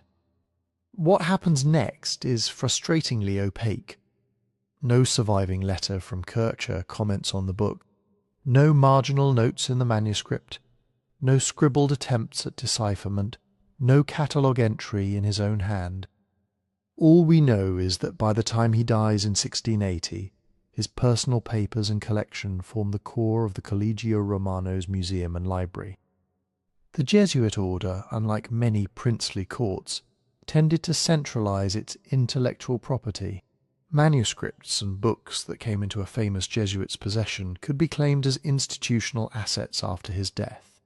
Over the 18th and 19th centuries, as the Society of Jesus was suppressed in some states, restored in others, expelled, refounded, and constantly negotiating with shifting governments, its libraries were moved, hidden, recatalogued, and occasionally sold. The Voynich manuscript spent more than 2 centuries somewhere in that institutional maze. Its pages were safe, but its story went quiet. When Jesuit scholars in Rome inventoried their holdings, they often focused on texts with obvious theological, philosophical, or philological value. An unreadable codex in an unknown script, with no clear author and no apparent doctrinal content, could easily sink to the back of a shelf, noted only as Liber Ignotus, or book in unknown characters. The next clear glimpse comes in the late 19th century, when we find the manuscript in the private library of the Jesuit Villa Mondragone in Frascati, near Rome. The college there, run by the Society of Jesus, had accumulated a substantial collection of manuscripts and early printed books. Many of them had trickled down from the Collegio Romano and other Jesuit houses. At Villa Mondragone, the Voynich manuscript is no longer a personal oddity owned by a single scholar. It is a quiet asset of a religious order that by this point is perpetually under financial strain. Maintaining schools, missions, and properties costs money. Manuscripts can be sold. Enter Wilfrid Voynich. Voynich was a Polish-Lithuanian bookseller and political exile who had made a career out of dealing in rare manuscripts and early printed works. By 1912, he was well known in antiquarian circles, with a particular talent for persuading underfunded institutions to part with items they no longer prioritized. That year he visited Villa Mondragone, where the Jesuits had discreetly decided to sell off portions of their library to reduce debts. Somewhere in a trunk or cabinet of unsorted materials, Voynich was shown a thick vellum codex in a worn binding, written in unknown characters, illuminated with strange plants and zodiac diagrams. The story he later told of immediately sensing its importance, of recognizing something unprecedented, is hard to verify, and like the Rudolph tale, it has probably grown in the retelling. What we can say is that he bought it, along with a number of other volumes, and took it away. From that moment, the book acquires the name we use today. It is not the Rudolph manuscript or the Kircher Codex. It becomes, in auction catalogues, correspondence, and eventually scholarship, the Voynich manuscript, simply because Wilfrid Voynich was the one who pulled it back into the light. Voynich's role in the manuscript's modern life is hard to overstate. He was not a dispassionate archivist. He was a dealer with a strong sense of drama and a clear financial incentive to make his discoveries seem as extraordinary as possible. He had the vellum radiocarbon tested as far as contemporary methods allowed. He commissioned photographs. He prepared facsimiles. He circulated descriptions to scholars at major universities, always stressing the mystery: unknown script, unknown language, unknown author, unknown content. And it worked. Early 20th century academics who saw the book were intrigued, even if they weren't sure what to make of it. Cryptographers, medievalists, historians of science all took a look. Some found the script too regular and the illustrations too coherent to be a random fantasy. Others were instantly suspicious, wondering if the unknown writing might be a clever hoax designed to fleece a gullible collector, perhaps even Rudolph II himself. That mix of excitement and skepticism is the beginning of modern Voynich studies. Before Voynich, the manuscript had been a local curiosity in Prague, then a buried puzzle in Jesuit archives. After Voynich, it becomes a problem for the international scholarly community. Articles appear, private attempts at decipherment proliferate. The first competing theories about its nature as cipher, constructed language, or nonsense take shape. But Voynich's promotional flair also planted some thorns that researchers still have to work around. To help market the book, he leaned heavily on the most dramatic parts of its backstory. The supposed Roger Bacon authorship, the Rudolph rumour, the connection to Kircher. These claims, often framed in strong terms to attract buyers or patrons, seeped into public consciousness as quasi-facts. The more often they were repeated, the harder it became, even for careful readers, to separate what was securely documented from what was speculative. This is where public interest cuts both ways. On one hand, broad fascination brings resources. Voynich's efforts led to photographs being made, transcripts being attempted, experts being drawn in. Over the decades, that attention would eventually fund high-resolution imaging, radiocarbon dating that fixed the vellum in the early 1400s, and the careful conservation that now preserves the codex in Yale's Beinecke Library. On the other hand, once a mystery book becomes a minor cultural phenomenon, the signal-to-noise ratio drops. Bold theories, sweeping narratives, and imaginative reconstructions attract more attention than cautious archival work. Owners' names, Rudolph, Kircher, Voynich, turn into magnets for myth. Each news story about what the manuscript must be makes it a little harder to see the thin, stubborn line of actual evidence. That is why ownership history matters so much for evaluating hoax and authenticity claims. A hoax is not just an object, it is a performance. It requires a maker, an intended victim, a context in which the deception makes sense. If the Voynich manuscript were an elaborate forgery created in the early 17th century to trick Rudolph II, then its presence in Jesuit collections, its transfer to Kircher's circle, and its quiet sleep in Villa Mondragone all have to fit that story. The timeline, the materials, the documented hands it passed through, each becomes a constraint.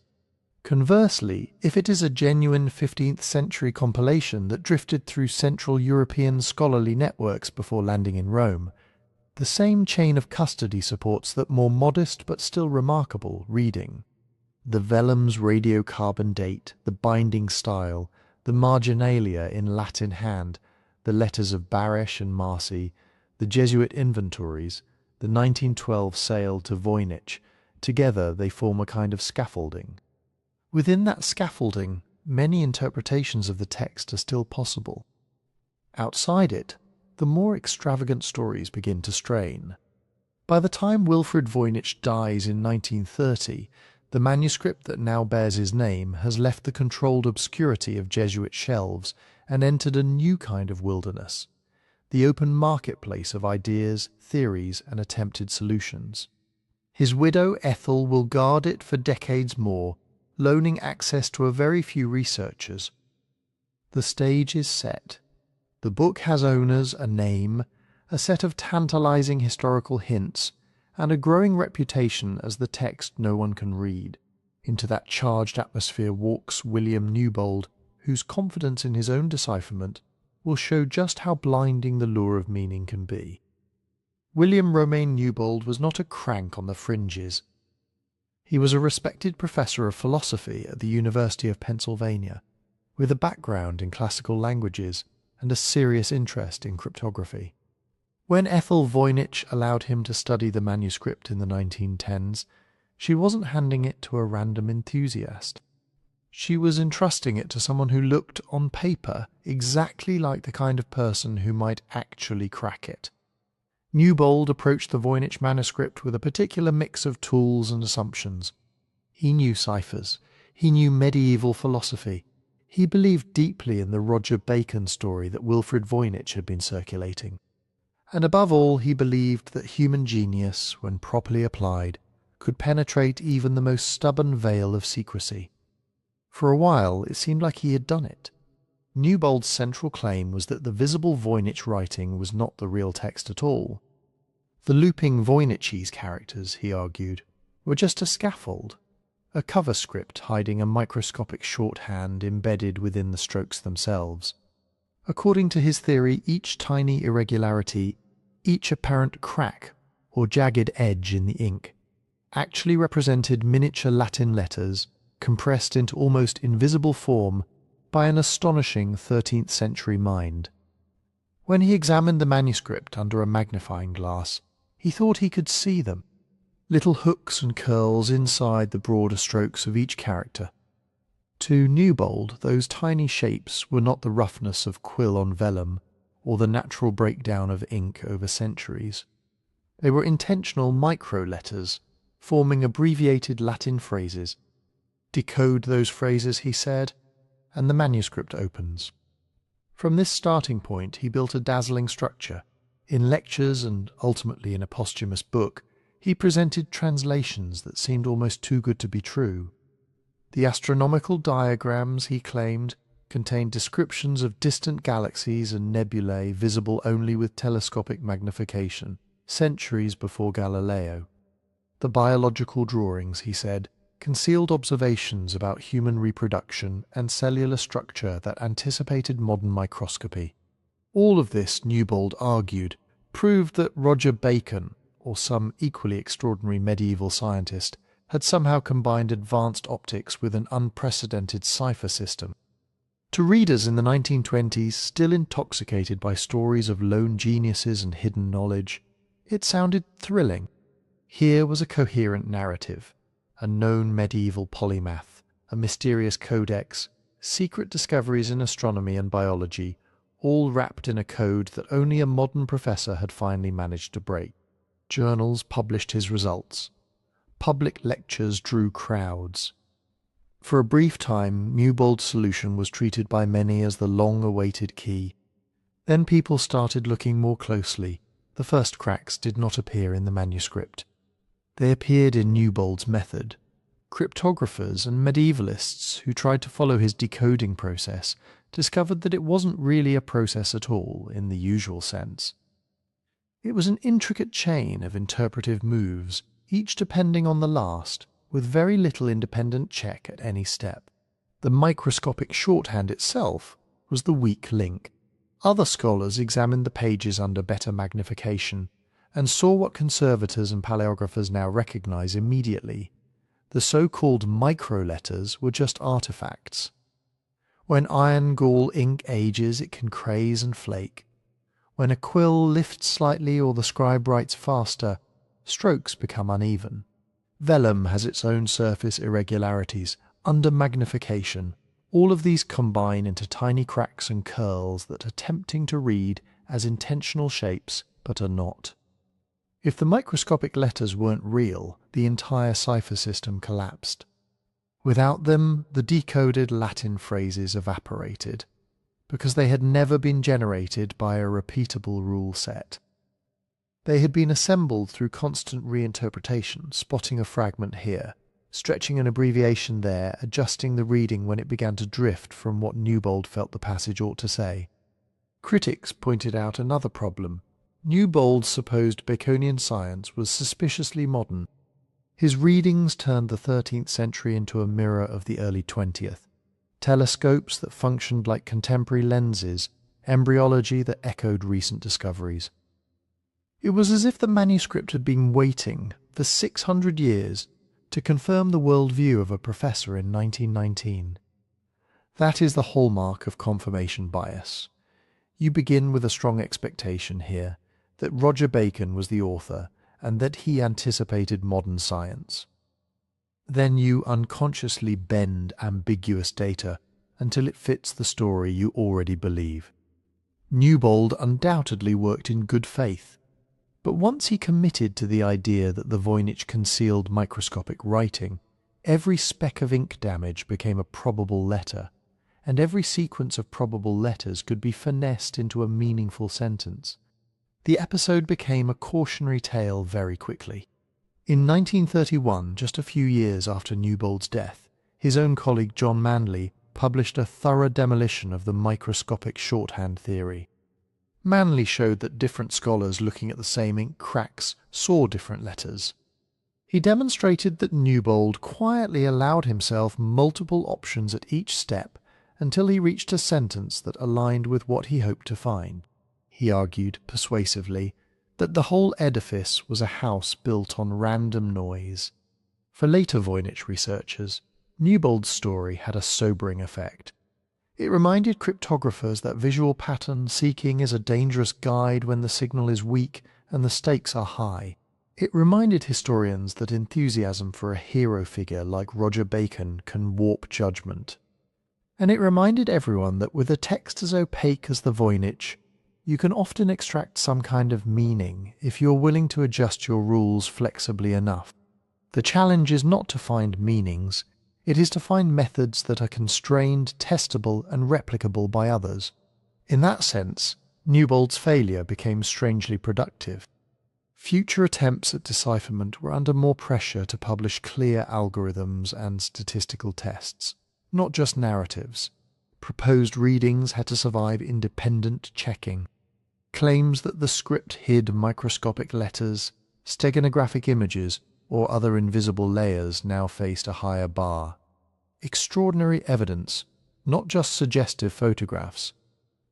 The episode also forces a subtler distinction that matters in any long-running mystery. There is a difference between sincere scholarship that overreaches and wishful decoding that never submits to critique. Newbold belongs firmly in the first category. He spent years with the manuscript, built a complex theory, exposed it to his peers, and once the criticisms landed, his solution did not survive. That is how scholarship is supposed to work, even when the conclusion is uncomfortable. And even a failed attempt leaves traces that are useful. By showing that the page-level ink irregularities are consistent with aging, not hidden micro-writing, Newbold's critics narrowed the field. They gave us one more thing the Voynich almost certainly is not. It is not a palimpsest of microscopic Latin shorthand documenting pre-Galilean astronomy and embryology.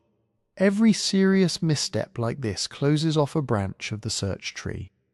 It doesn't tell us what the manuscript says, but it helps map the border between what is imaginable and what is plausible. When we watch Newbold, confident and ingenious, lose his way in a forest of ink cracks and expectations, we get a clear warning. With a book like this, the human desire to see meaning everywhere is both our greatest asset and our most persistent trap. The next people to tackle the manuscript would bring a different set of tools. They were used to dealing with hard problems under pressure, and they knew better than most how easy it is to fool yourself when you want a solution too badly. They came from war rooms and code offices, not cloistered studies, and when they looked at the Voynich manuscript, they saw something very different from microscopic Latin letters. They saw a problem. For the generation that lived through the Second World War, ciphers weren't romantic puzzles. They were life and death logistics. Break a code, ships survive the Atlantic. Fail, and they sink. Out of that world came a group of people who were very, very good at telling the difference between a real encrypting system and wishful thinking. Some of them ended up looking at the Voynich Manuscript. The most famous was William Friedman, the US Army's leading cryptanalyst, who helped break Japanese systems before and during the war and helped shape modern code-breaking afterwards. Others in his circle, people like his wife Elizabeth, a brilliant cryptanalyst in her own right, and colleagues trained in the new science of statistics, took an interest as well. They were brought in precisely because they had track records. They had cracked hostile ciphers under far worse conditions. If anyone could tell whether the Voynich was just a code, it was them. They approached it the way they would any unknown system. Not with narratives about medieval geniuses, but with tests. One of the first questions you ask in cryptanalysis is simple. What familiar patterns do you see? If the Voynich was written in a European language enciphered with a classical substitution system, the kind of method actually used in the late Middle Ages and Renaissance, then certain signatures ought to appear. In a basic monoalphabetic substitution, each plaintext letter is swapped consistently for some other symbol. Underneath, the language doesn't change. The most common letters stay common.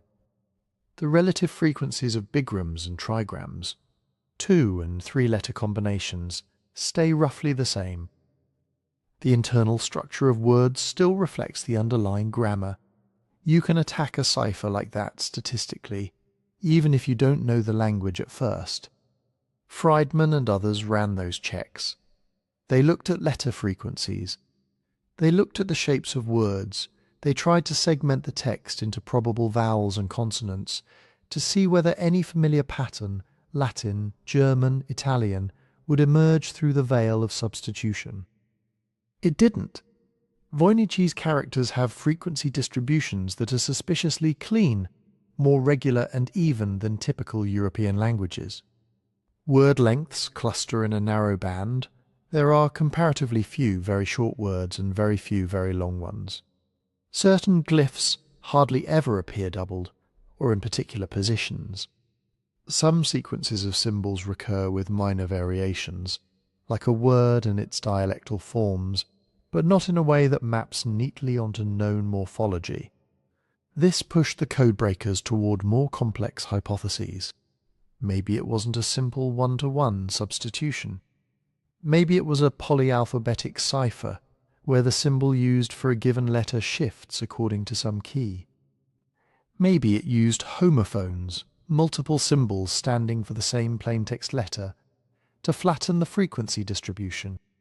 Maybe there were nulls inserted, extra characters with no meaning at all. They tried those models too. They looked for periodicities that might reveal a repeating key. They searched for the telltale traces of polyalphabetic systems they knew from Renaissance Europe and from their own wartime experience. Again, nothing fitted cleanly. You could massage parts of the text into looking like one system or another, but the pattern would break when you shifted sections or when you applied the same rule somewhere else. Here another problem reared its head, one that makes the Voynich much more difficult than wartime traffic. In a typical military cipher, you know something about the underlying language. You might even know a lot. Common phrases, expected formats, stereotyped reports. That gives you footholds. Even partial plaintext guesses, attack at dawn, weather report, command, can anchor a solution. With the Voynich, you have none of that. You don't know what language lies beneath, if any. You don't know whether there is a single consistent cipher system, or different systems for different sections, or encryption layered over some kind of shorthand. You don't even know if the script represents sounds at all, or if it's encoding something like syllables or concepts or numbers. Every unknown multiplies the search space. Unknown script type. Unknown language group. Unknown time period of composition. Unknown cipher family, and a manuscript whose sections, botanical, astronomical, balneological, recce keys, might each follow their own rules, or share only some of them. What looks like one problem could be 6. Friedman understood this. In the 1950s he convened what came to be called the first study group on the Voynich, pulling in other codebreakers and linguists to pool their skills. They didn't produce a translation. What they produced was more modest, and, in some ways, more important, a set of constraints. They showed that the text behaves in ways that are strongly consistent with some kind of systematic generation process. It has word-like units, line-based structure, and non-random repetition patterns. It fails many tests of pure gibberish. But they also showed that it does not behave like a straightforward enciphered version of any known European language, using known classical ciphers. Whatever is going on is either more exotic or not a cipher in the ordinary sense at all. This is where the phrase "looks statistical" becomes treacherous. A page of randomly hit typewriter keys looks chaotic, and statistics confirm that it is. A page of normal prose shows clear patterns in letter and word frequencies, and statistics confirm that too. But you can engineer an in-between, structured nonsense generated by rules that imitate the surface features of language without encoding any underlying meaning. You can write out syllable-like strings according to a template, making sure common clusters repeat at plausible intervals. You can rotate and slightly alter words so that they feel like inflected forms. You can constrain where certain symbols appear, so they act like vowels or consonants. To a first pass, the result will look statistical, in the sense that it will fail simple tests for random noise and pass simple tests for structure. That is exactly what makes the Voynich so slippery. Many of its properties could arise from meaningful text passing through an unknown cipher, but many of those same properties could arise from a system designed quite deliberately to imitate meaningful text. Without an independent key, without some external anchor telling you, this glyph equals this sound in this language, you can't tell those two worlds apart just by counting. Cryptanalysis without a key is still possible, but its power is limited. What it can do, and what the war-era analysts did, is close doors. They could say the Voynich is almost certainly not a simple monoalphabetic substitution of Latin. It does not behave like ordinary enciphered German or Italian under the classical methods. It does not match known historical cipher manuals from the 15th and 16th centuries.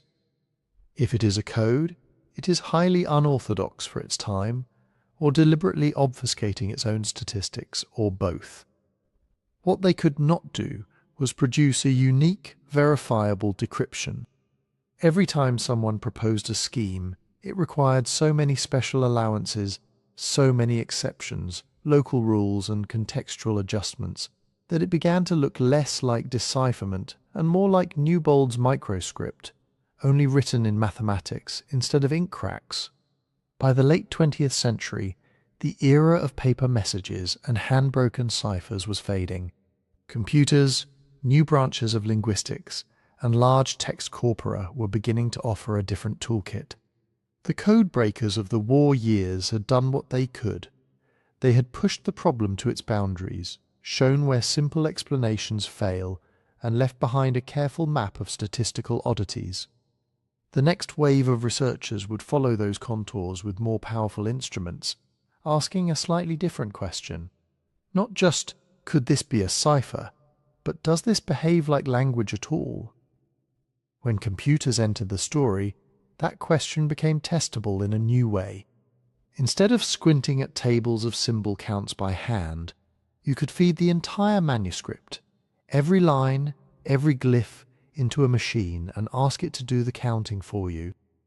Not just how often each character appears, but how often different words show up, how they cluster by page and section, how predictable the next symbol is given, the ones that came before. This is where modern linguistics and statistics meet the Voynich. Every known language has a kind of fingerprint in its word frequencies. A small number of words, the and of in English, are used constantly. A much larger number are rare. When you plot this, you get a characteristic curve, often close to what's called Zipf's law. The most frequent word appears about twice as often as the second most frequent, 3 times as often as the third, and so on. The exact shape varies across languages, but the broad pattern is surprisingly robust. Researchers did this with the Voynich text. Whatever the underlying script represents, they treated each space-delimited unit as a word and counted. The result was unsettlingly familiar. The Voynich doesn't behave like random noise, where each symbol is equally likely and the distribution is flat. Its words follow a long-tailed curve very similar to that of real languages. There are a few very common tokens and many that appear only once or twice. When you look at character-level statistics, how often each glyph appears, how often glyphs follow each other, you see the same thing. Some sequences are common, some are rare, some are effectively forbidden. This is what linguists call non-uniform, non-random structure. Entropy measures tell a similar story. Entropy, in this context, is a way of talking about how predictable a stream of symbols is. If you know nothing about what's coming next, entropy is high. If you can guess the next character or word with some confidence based on what you've already seen, entropy is lower. Real languages tend to land in a particular band, not too predictable, not too chaotic. When you compute those values for Voynich, they come out close to those of natural language. Not identical, and there are differences if you drill into the details, but well within the range you'd expect for something produced by rules, not by coin flips. You see it in subtler patterns as well. Certain glyphs prefer to appear at the beginnings of words, others in the middle, others at the end. Some character clusters repeat with minor variations like a root with different endings. There are families of words that differ only by one letter, distributed across the text in ways that feel grammatical.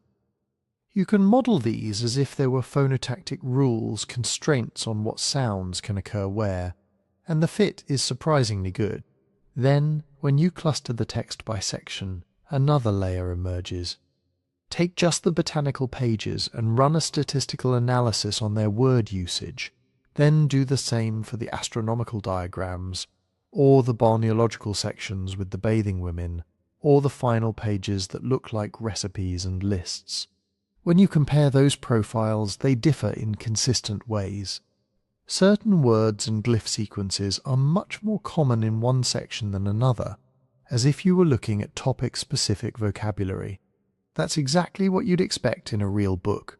A medieval herbal written in Latin uses different words in its plant descriptions than a treatise on astronomy or a collection of household recipes. Each genre has its own technical terms and habits. The Voynich seems to have that kind of internal structure too. You can even train simple machine learning classifiers to guess which section a line comes from, based only on the pattern of glyphs with accuracy better than chance. All of this is why you often hear that the Voynich has grammar-like behavior. It has repeatable patterns, preferred orders, clusters that act like morphological variants. The probabilities of sequences are constrained in much the same way that syllables and morphemes are constrained in real languages. But here the same warning returns. Structure is not meaning. You can build a system that mimics these statistical fingerprints without encoding any underlying language at all. If you design a recipe for generating pseudo-words, say, choose one symbol from set A, then one or two from set B, maybe add a tail from set C, you will automatically get preferred positions, forbidden combinations, and word families. If you bias your choices according to a zip-like distribution, you'll get something that passes a word frequency test. If you tweak the recipe for different sections, slightly different symbol sets, slightly different biases, you'll even get convincing topical clusters. Many of the modern models of Voynich, including those that simulate it using Markov processes or other generative rules, demonstrate exactly this.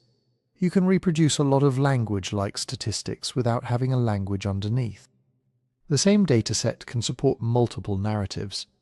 One researcher's algorithm might treat the text as an enciphered Romance language. Another's might treat it as auto-generated nonsense with constraints. Both can claim truthfully that their outputs match certain statistical features. That's the limit of this kind of analysis. It's very good at saying what the text is not. It is very unlikely to be pure random trash. It is not just arbitrary scribbles. Its structure is too consistent, too rule-bound, to be produced by a bored scribe making marks. But those same tools are much weaker at saying what the text positively is. Is it a cipher over meaningful language, a constructed language with its own internal grammar? A sophisticated hoax that imitates linguistic structure? On their own, the numbers don't decide. They're also only as good as the data you feed them. The Voynich text we analyze today isn't abstract truth. It's a transcription, someone's best guess at how to map handwritten glyphs into a standardized character set. Over the years, several transcription alphabets have been proposed, the most famous being the EVA system used in many studies. But there are ambiguities on the page. Is this two glyphs or one ligature? Are these shapes distinct, or just handwriting variants of the same symbol? Do we segment here, or treat this as part of the previous word? Those choices matter. Merge two glyphs into one, and you change the frequency counts. Split a single ambiguous sign into two, and you alter the apparent entropy. Decide that a particular flourish is meaningful rather than decorative, and you add a new symbol to the system. Different transcribers can produce slightly different digital texts, and some statistical findings turn out to depend on those choices. A regularity that looks very strong in one transcription can weaken or disappear in another. Because of that, serious researchers tend to be cautious about global claims. They test their conclusions across multiple transcriptions. They look for patterns that are robust to these variations, the ones that survive when you change your assumptions. Many of the broad findings do survive: non-randomness, section-specific clustering, grammar-like distributions. But the finer details, the exact strength of a given pattern, whether two-word families are really distinct or artifacts of notation, remain open to debate. Into this landscape, over the past few decades, have come waves of decipherments. Sometimes the claim is that the text is an abbreviated form of Latin, or a dialect of Old Czech, or a form of Hebrew, or a lost Romance language from northern Italy. Sometimes it is said to be an artificial language, or a cipher over a natural one, or even a glossolalia script encoding no spoken tongue at all. Almost always the proposer brings some statistics, correlations, recurring alignments between Voynich words and their proposed plaintext, measures of fit that look persuasive in isolation. Specialists, by and large, remain unconvinced. The recurring problems are familiar. The proposed readings usually require very flexible rules. A single glyph can stand for multiple sounds or letters. The same plaintext letter can be encoded in many different ways. Silent characters appear and disappear as needed. Apparent translations can't be reproduced independently. When other researchers apply the same rules to new pages, the sense breaks down. Perhaps most tellingly, these systems almost never make risky predictions, readings that can be checked against independent historical facts. A genuine breakthrough would look different. It would not just match the internal statistics of the text, that much we already have. It would anchor those statistics to something outside the manuscript. The ideal scenario, the dream of every Voynich researcher, would be the discovery of a bilingual, another document with the same script paired with a known language, the way the Rosetta Stone paired Egyptian hieroglyphs with Greek. Even a short, clearly parallel passage, a prayer, a standard formula, a clearly labelled diagram that can be matched to known examples could supply the crucial foothold. Short of that, a convincing solution would have to do several things at once. It would need a decoding system that is simple enough to state clearly and apply mechanically, without special pleading for each page. It would need to generate readings that are grammatical and meaningful in some attested language, not just in fragments but across long stretches of text. It would have to explain the observed statistics, word frequencies, section differences, positional rules as natural consequences of its mechanism, not obstacles to be worked around. And it would have to make verifiable predictions, for instance, that a particular unlabeled plant should correspond to a specific species, or that a star chart encodes a particular dated configuration which can then be checked. Until something like that appears, modern linguistics and statistics leave us in a curious middle ground. They tell us that the Voynich is not a trivial fake dashed off without thought. They tell us that its text behaves in many respects like language. They also tell us that clever rule-based nonsense can behave that way too, and that our tools are not yet sharp enough to cut cleanly between those possibilities. Which brings the debate back to its fundamental fork: hoax, cipher, or lost language. At this fork in the road, people tend to gather into four camps. One says the Voynich is a hoax, an elaborately decorated fake designed to impress a rich buyer. Another says it's an enciphered text, real language hidden behind a code we haven't cracked. A third says it's a constructed language, an invented tongue with its own rules, maybe used by a tiny circle of initiates. The last says it's a natural language we simply don't recognize anymore, a dialect with no surviving relatives, written in a script that never caught on. Each of these is possible in principle. None is comfortable. Start with the hoax. The 15th century had a market for marvels. A thick book filled with strange plants, naked stars, and an unreadable script would have been a powerful status object. Later, in Rudolf II's Prague, owning a mysterious book fitted neatly into imperial self-image.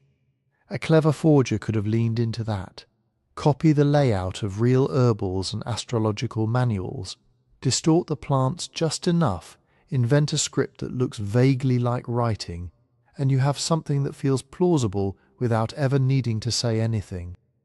Modern analyses have shown that you can algorithmically generate Voynich-like text. Follow a few recipes about which glyphs can appear where, introduce some variation, and you get word families, positional rules, even zip-like frequencies. A patient scribe with a consistent method could have done this by hand 600 years before computers. But the hoax theory has to clear some tall hurdles. The first is consistency.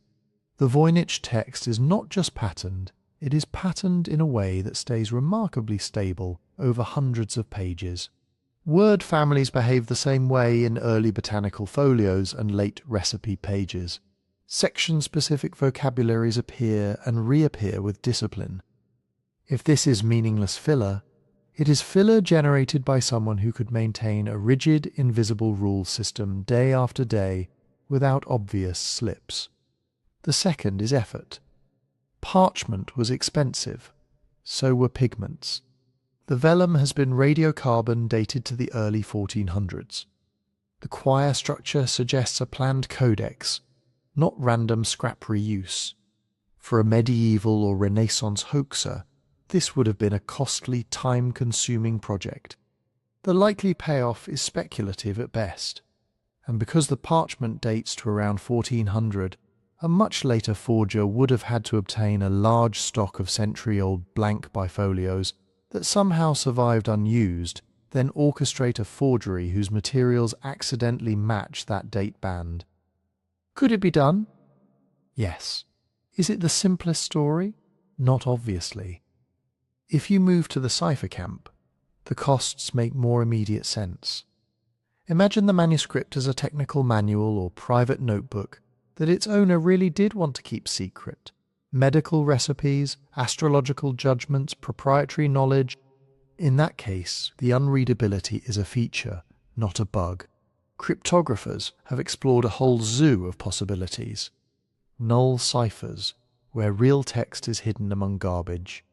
Steganographic systems, where the message is encoded in layout, line breaks, or subtle variations. Codebooks, where each glyph sequence corresponds to a whole word or phrase, not a single letter. Multi-layer systems, where you first transform the language, say, into a shorthand or artificial cipher Latin, and then encipher that. The problem is that many of these systems are, by design, hard to falsify. If you propose that the real content lies only in every third character, or in the lengths of strokes, or in which symbols appear on which lines, you can always invent another layer when the first fails. If you say it's a codebook, you can attribute any mismatch to the missing book. Testing these ideas requires assumptions about what the plaintext language should be. How much compression is realistic? How complicated a system a 15th century scribe would actually use? Statistical hints cut both ways. Some features look compatible with a simple substitution cipher over a Romance or Germanic language. Others, like the unusual word structure and the way similar tokens cluster on the page, don't match the behavior of straightforward enciphered Latin, Italian, or German. Then there are the language-first theories. Maybe Voynichese is a natural language written in a unique script, a local dialect, minority tongue, or professional jargon that simply never left many records. Medieval Europe was full of micro-languages, spoken in valleys and towns whose documents have long since rotted. If one of those communities developed a specialized orthography, half shorthand, half mnemonic, its surviving output might look alien to us. A constructed language is a nearby possibility. Someone could have systematically invented a phonology and morphology, designed a script to match, and used it within a small intellectual circle. The text's internal regularities fit that scenario neatly. So does the fact that no one else seems to have used the script. Private writing systems often die with their creators. The trouble here is isolation.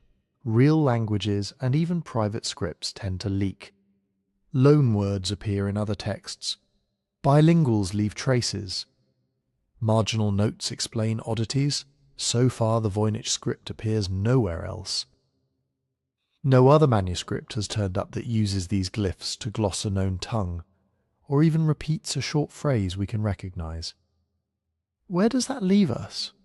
Most working scholars, when pressed, hover near the middle. They tend to doubt a trivial hoax, because the structure is too rich and the effort too large for a simple fraud. They tend to doubt a straightforward enciphered Latin or Italian text, because repeated attempts with modern tools haven't produced stable, testable translations.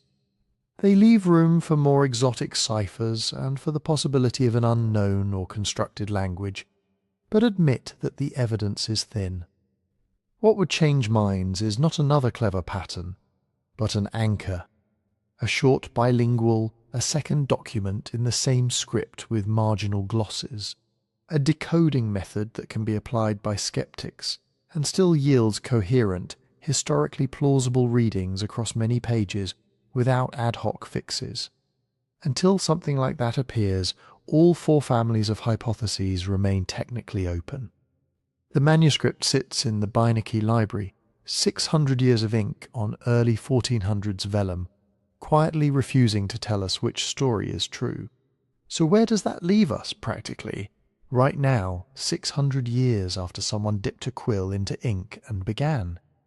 There are a few things most specialists would sign their name under. They agree the parchment is real and old. Radiocarbon dating puts the vellum in the early 1400s. The quire structure, the ruling of lines, the way the gatherings were planned, all point to a deliberately made codex, not a scrapbook of reused scraps. They agree the script is not a random scrawl. The glyph inventory is stable. The words obey consistent rules about which symbols can start or end them. The distribution of word lengths, the way some tokens cling to line beginnings, the presence of section-specific vocabularies, these are all real, measured patterns. They agree the illustrations match, in broad strokes, late medieval interests. Plants and baths and zodiac diagrams are exactly what you would expect in a world of herbals, medical astrology, and humoral theory. The manuscript is strange, but it is strange inside a familiar genre, and beyond that consensus almost everything important is still argued over. Whether the script encodes sound or meaning, or nothing at all. Whether the plant drawings are distorted versions of known species or entirely imaginative. Whether the stars accompany a calendar or a horoscope manual, or something we don't even have a word for. Whether the text was meant to be read at all, or was more like a ritual object whose very unreadability gave it power. This is why no one can read it is, in a practical sense, still true. We can count word frequencies, we can cluster similar tokens and watch them swirl into families. We can say that certain sequences prefer the ends of lines, or that some pages have unusually repetitive text. But we cannot open to folio 20 veo and say, with any shared confidence, this is a recipe for a wound salve, or this paragraph explains a bathing regimen for pregnant women. Every claimed translation so far has failed on the same basic tests. It works on a few lines the author chose to demonstrate, but not on many pages picked by someone else. It requires so many exceptions and special rules that almost any text could be made to fit. It delivers readings that could mean almost anything, vague, astrological-sounding phrases, or herbal advice so generic it could have been written about any plant. So, if you hear that someone has finally cracked the Voynich, how do you think about that claim? There are a few simple questions you can ask, even without being a cryptographer. Provenance. Where is this solution coming from? Is it built on publicly available images and data, or on private scans no one else can inspect? Does the method rely on secret tables or lost notebooks or unverifiable anecdotes? Reproducibility. Can another person, starting only from the published rules, independently apply the system and get the same readings? Not just for 3 lines, but for dozens of pages.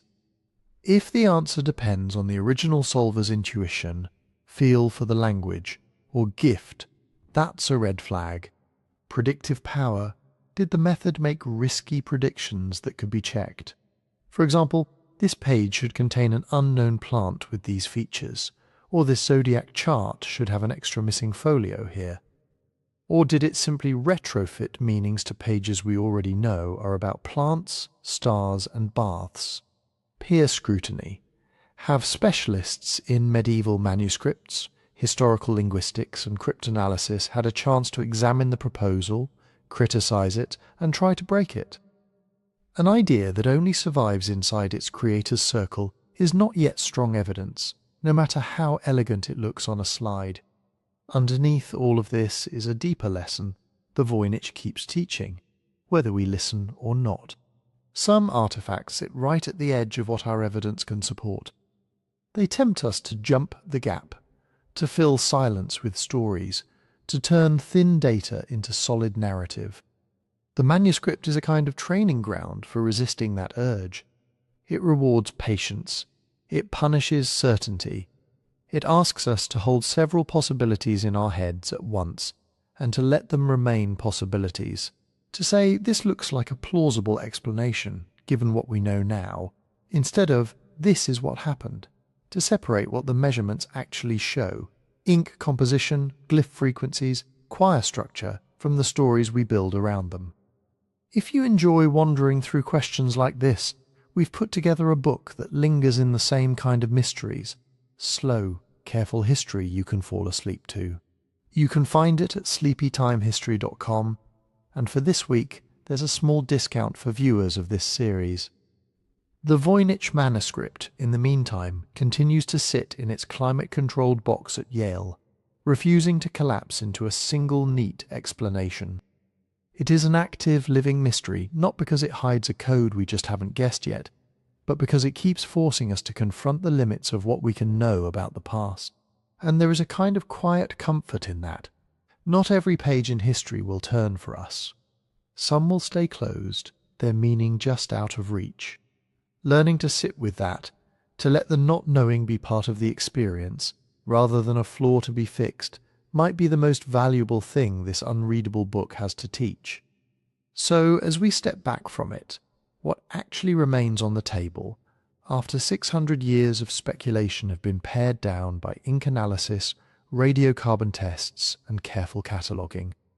We have a real book on real animal skin prepared in the early 1400s.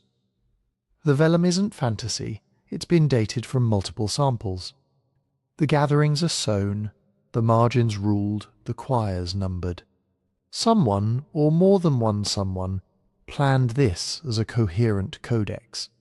We have a script that behaves like writing, but matches no known alphabet. The glyphs recur in stable combinations. Words appear, disappear, and cluster in ways that look like a human language at work, at least on the surface, but no dictionary, no grammar, no parallel text has ever turned the key. We have distinct clusters of illustrations that fall into recognizable late medieval genres. A long run of botanical pages with impossible plants whose roots and leaves refuse to line up neatly with any herbarium. Circular diagrams packed with stars, zodiacs, and cosmological wheels that almost but not quite fit the patterns of known astrology manuals. Crowded balneological pages with naked bodies in pipes and tubs and green pools that echo medical bathing traditions, yet follow rules no surviving text explains. Quieter pages near the end with lines of short paragraphs that look like recipes or notes, but keep their secrets. And we can follow the book's modern life with unusual clarity. From its likely presence in the orbit of Rudolf II's Prague court, through Jesuit collections, to Wilfrid Voynich's purchase in 1912, from a villa south of Rome, down into the catalogues of the Beinecke Library at Yale, where it sits today under a call number and a schedule of supervised viewings. Within that frame, the question at the centre is still open. Is this a hoax constructed with medieval care, meaninglessly patterned but convincing enough to fool even us? Is it a cipher masking a real language behind a veil of substitution or algorithmic transformation? Is it a genuinely lost tongue, written in its own script, orphaned from the speech community that once made sense of it? The evidence we have can lean a little in each direction, but it does not yet lock into one. That uncertainty says something not just about the Voynich, but about how texts behave in history. Most of the time, writing survives in bundles, multiple copies, marginal glosses, translations, references in other works. The context cushions our ignorance. If we lose a page, 3 other manuscripts fill in the gap. If we forget a word, a parallel passage rescues it. Here, the cushion is gone. We have a single artifact, in a single copy, in a unique script, with no quoted passages, no colophons naming author or patron, no later scholar copying out a line to argue with it. It is language, or language-like behaviour, stripped of its community. When that happens, even the best tools begin to fail. Cryptography can tell us the text is patterned, but not what those patterns point to. Linguistic statistics can tell us that its word distributions resemble natural languages more than random noise, without being able to say which language family, or even whether there is sound beneath the symbols at all. History can anchor the parchment and the ink and the chain of owners, but not the thoughts that shaped the sentences. So the manuscript sits there, reminding us that some messages are contingent on more than ink and skin. They depend on a living web of speakers, readers, teachers, scribes and students. Break the web, scatter the people, let a few crucial copies mould away in damp chests or burn in quiet fires, and whole worlds of meaning can vanish so completely that we cannot even be sure what it is we've lost. And yet there's value in keeping this particular door propped open. Leaving the Voynich unresolved keeps a small space in our mental museum for humility. It lets us practice living with evidence that is strong on some points and whisper thin on others. It makes room for new tools, new ideas, new fragments of context that might someday surface from an archive box or a monastery attic and change the shape of the debate. It also gives us an excuse, now and then, to sit quietly with a mystery that asks nothing of us but attention. No urgency, no breaking news, just a strange book from 6 centuries ago, refusing to tell us who wrote it or why. If you've enjoyed drifting through that quiet with us, it would genuinely help if you tap like, leave a comment and subscribe